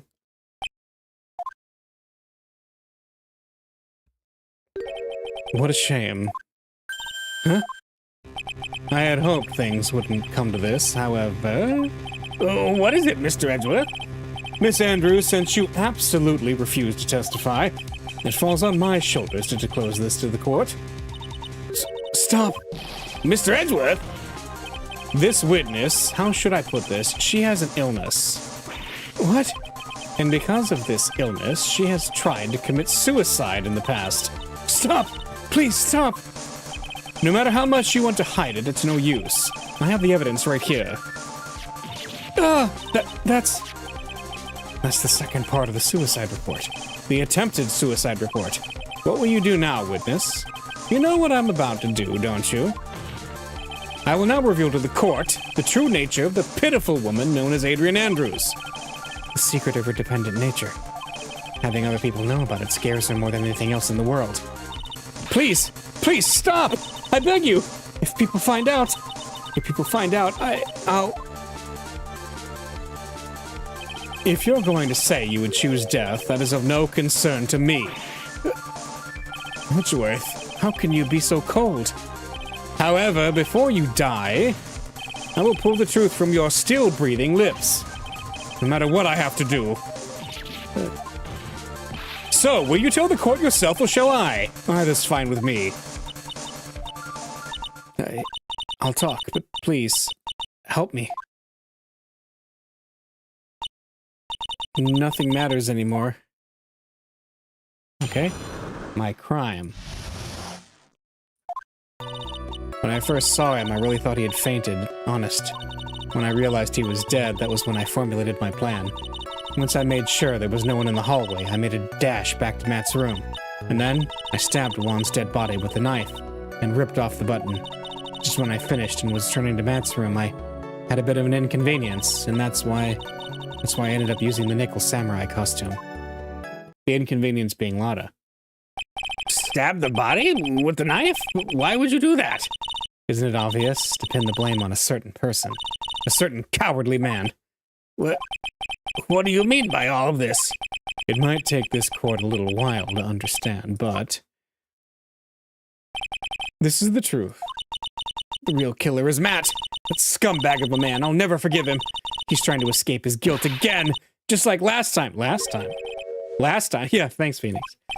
So, Miss Andrews stabbed the victim, Juan Carita, in the chest with the knife.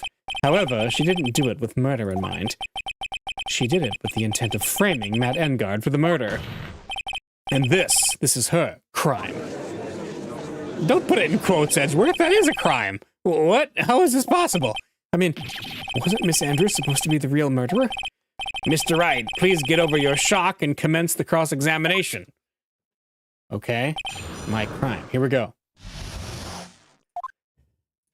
When I first saw him, I thought he'd fainted, okay? But you could tell from the state the room was in that there must have been a fight. Are you telling the truth when you say that you didn't know he was dead? He had a scarf tied around his neck, but that scarf is a part of the Jammin' Ninja's costume, so I didn't think anything about it. It was strange. His head was also tilted down a bit, so I couldn't see his face that well. That's why I thought I'd wake him up, and went to pour the juice. When I realized he was dead, that's when I formulated my plan, okay? What is this plan you had? I knew right away the murderer was Matt. I knew because, one, he was going to expose Matt's weakest weak point to the world. So Matt did this to stop Juan and silence him for good. That's when I thought I should forge some evidence and pin this crime on Matt. So the forged pieces of evidence were the knife and the button. The first thing that came to mind was to plant the knife. Once I made sure there was no one in the hallway, I made a dash back to Matt's room, okay? That was so you could get the knife, correct? The knife Matt used at dinner had his fingerprints all over it. I thought if I used that, then the police would certainly turn their eyes towards him. Matt was napping with his costume on at the time. I slipped in, took the knife, and returned it to the scene of the crime. And then I stabbed Juan's dead body with the knife and ripped off the button. Just when I finished and was returning to Matt's room, I had a bit of an inconvenience. And that's why, okay. I stabbed... Okay. So you were the one to stab the victim with the knife. It gives me goosebumps to think about it now, what a horrible thing I did, but At the time, I couldn't control my own body. It moved on its own. Then, when I stabbed Juan's dead body, I suddenly realized something. If I used the button somehow, I could make Matt look even more suspect. So you thought to rip one of the buttons off and then plant it in Mr. Engard's hakama? Yes, that's what I had planned to do. But things never go that smoothly, do they? And it had inconvenience, right? An inconvenience? There was a woman with a camera at the ready loitering in the hallway. I'm willing to bet my spikes it was Lotta. There was also a woman with a ray gun at the ready, pacing back and forth. And that's Miss Oldbag for you. I had already been caught and made to a big scoop for a certain weekly tabloid once, so I couldn't very well go out looking like myself and get caught again. Right, so she put on the Nickel Samurai costume. You were the one who prepared that costume, weren't you? Yes, I took it from Global Studios. I also put it into Juan's guitar case the day before the awards ceremony. You did this in preparation for the press conference, correct? Yes, Juan wanted to wear that costume and hold a press conference in it. He was going to disclose Matt's big secret there. And what is this secret? That I don't know. Anyway, I thought that if I were to leave Juan's room in the Nickel Samurai costume, then people would think that Matt was the real murderer. I was very careful not to leave any fingerprints when I opened the guitar case. I absolutely did not want anyone to know about the costume. I think we've heard enough. So after that, you went back to Mr. Engard's room and planted the button? Yeah, this feels pretty airtight. Into Matt's hakama? Yes. After that, I folded up the costume I was wearing and put it into a bag. Then I snuck it out of the hotel and got rid of it. My word! What does all this mean? Mr. Edgeworth, is it? The real criminal is Matt Engard. Yesterday, that woman prosecutor sat me down for a talk. Francisca, huh? She said that I should under no circumstances confess to what I'd done. That if I just kept quiet, that Matt would be found guilty for sure. I had no choice but to believe in her words. What this witness has done is clearly unlawful. However, as long as her testimony stands, we can be certain she's not the real killer. Wait, Your Honor. The defense still... Right. Huh? It's pointless. At this point in time, it is not possible to indict Miss Andrews on anything. Yes, exactly. There isn't a single piece of evidence that points to her as the murderer. The cross-examination of this witness is over, and so is today's trial. You couldn't establish that the witness was the culprit. Please, let it go, Mr. Wright. But... Mr. Edgeworth, please place Miss Andrews under arrest for further questioning. Understood, Your Honor. The prosecution will arrange for her detention immediately. That is all. Court is adjourned for today. Oh boy, that was a loud gavel.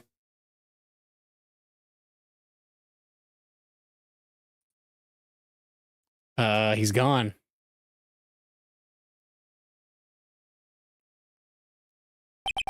Today's trial is over. I didn't win an acquittal. Witness, would you mind if I asked you something? Edgeworth? What is it? Before you leave court today, I wondered if I might look at one thing. That card in your hand, it's had my interest for quite some time now. What exactly is it? Oh, this? Mr. Wright also asked about this.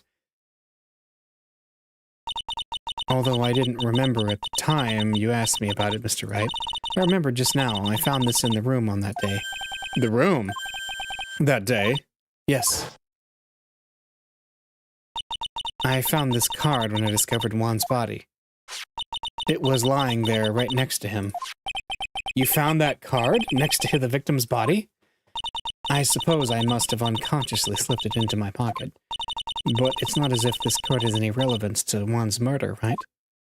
Yeah, I guess not, but it's still a strange card if you ask me. But as far as a clue to this case, I don't see why... Witness! That card!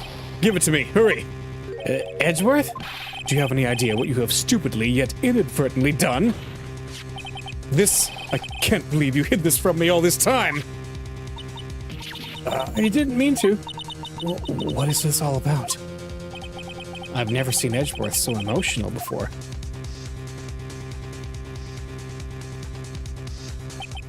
that card. What in the world is it, and what does it mean?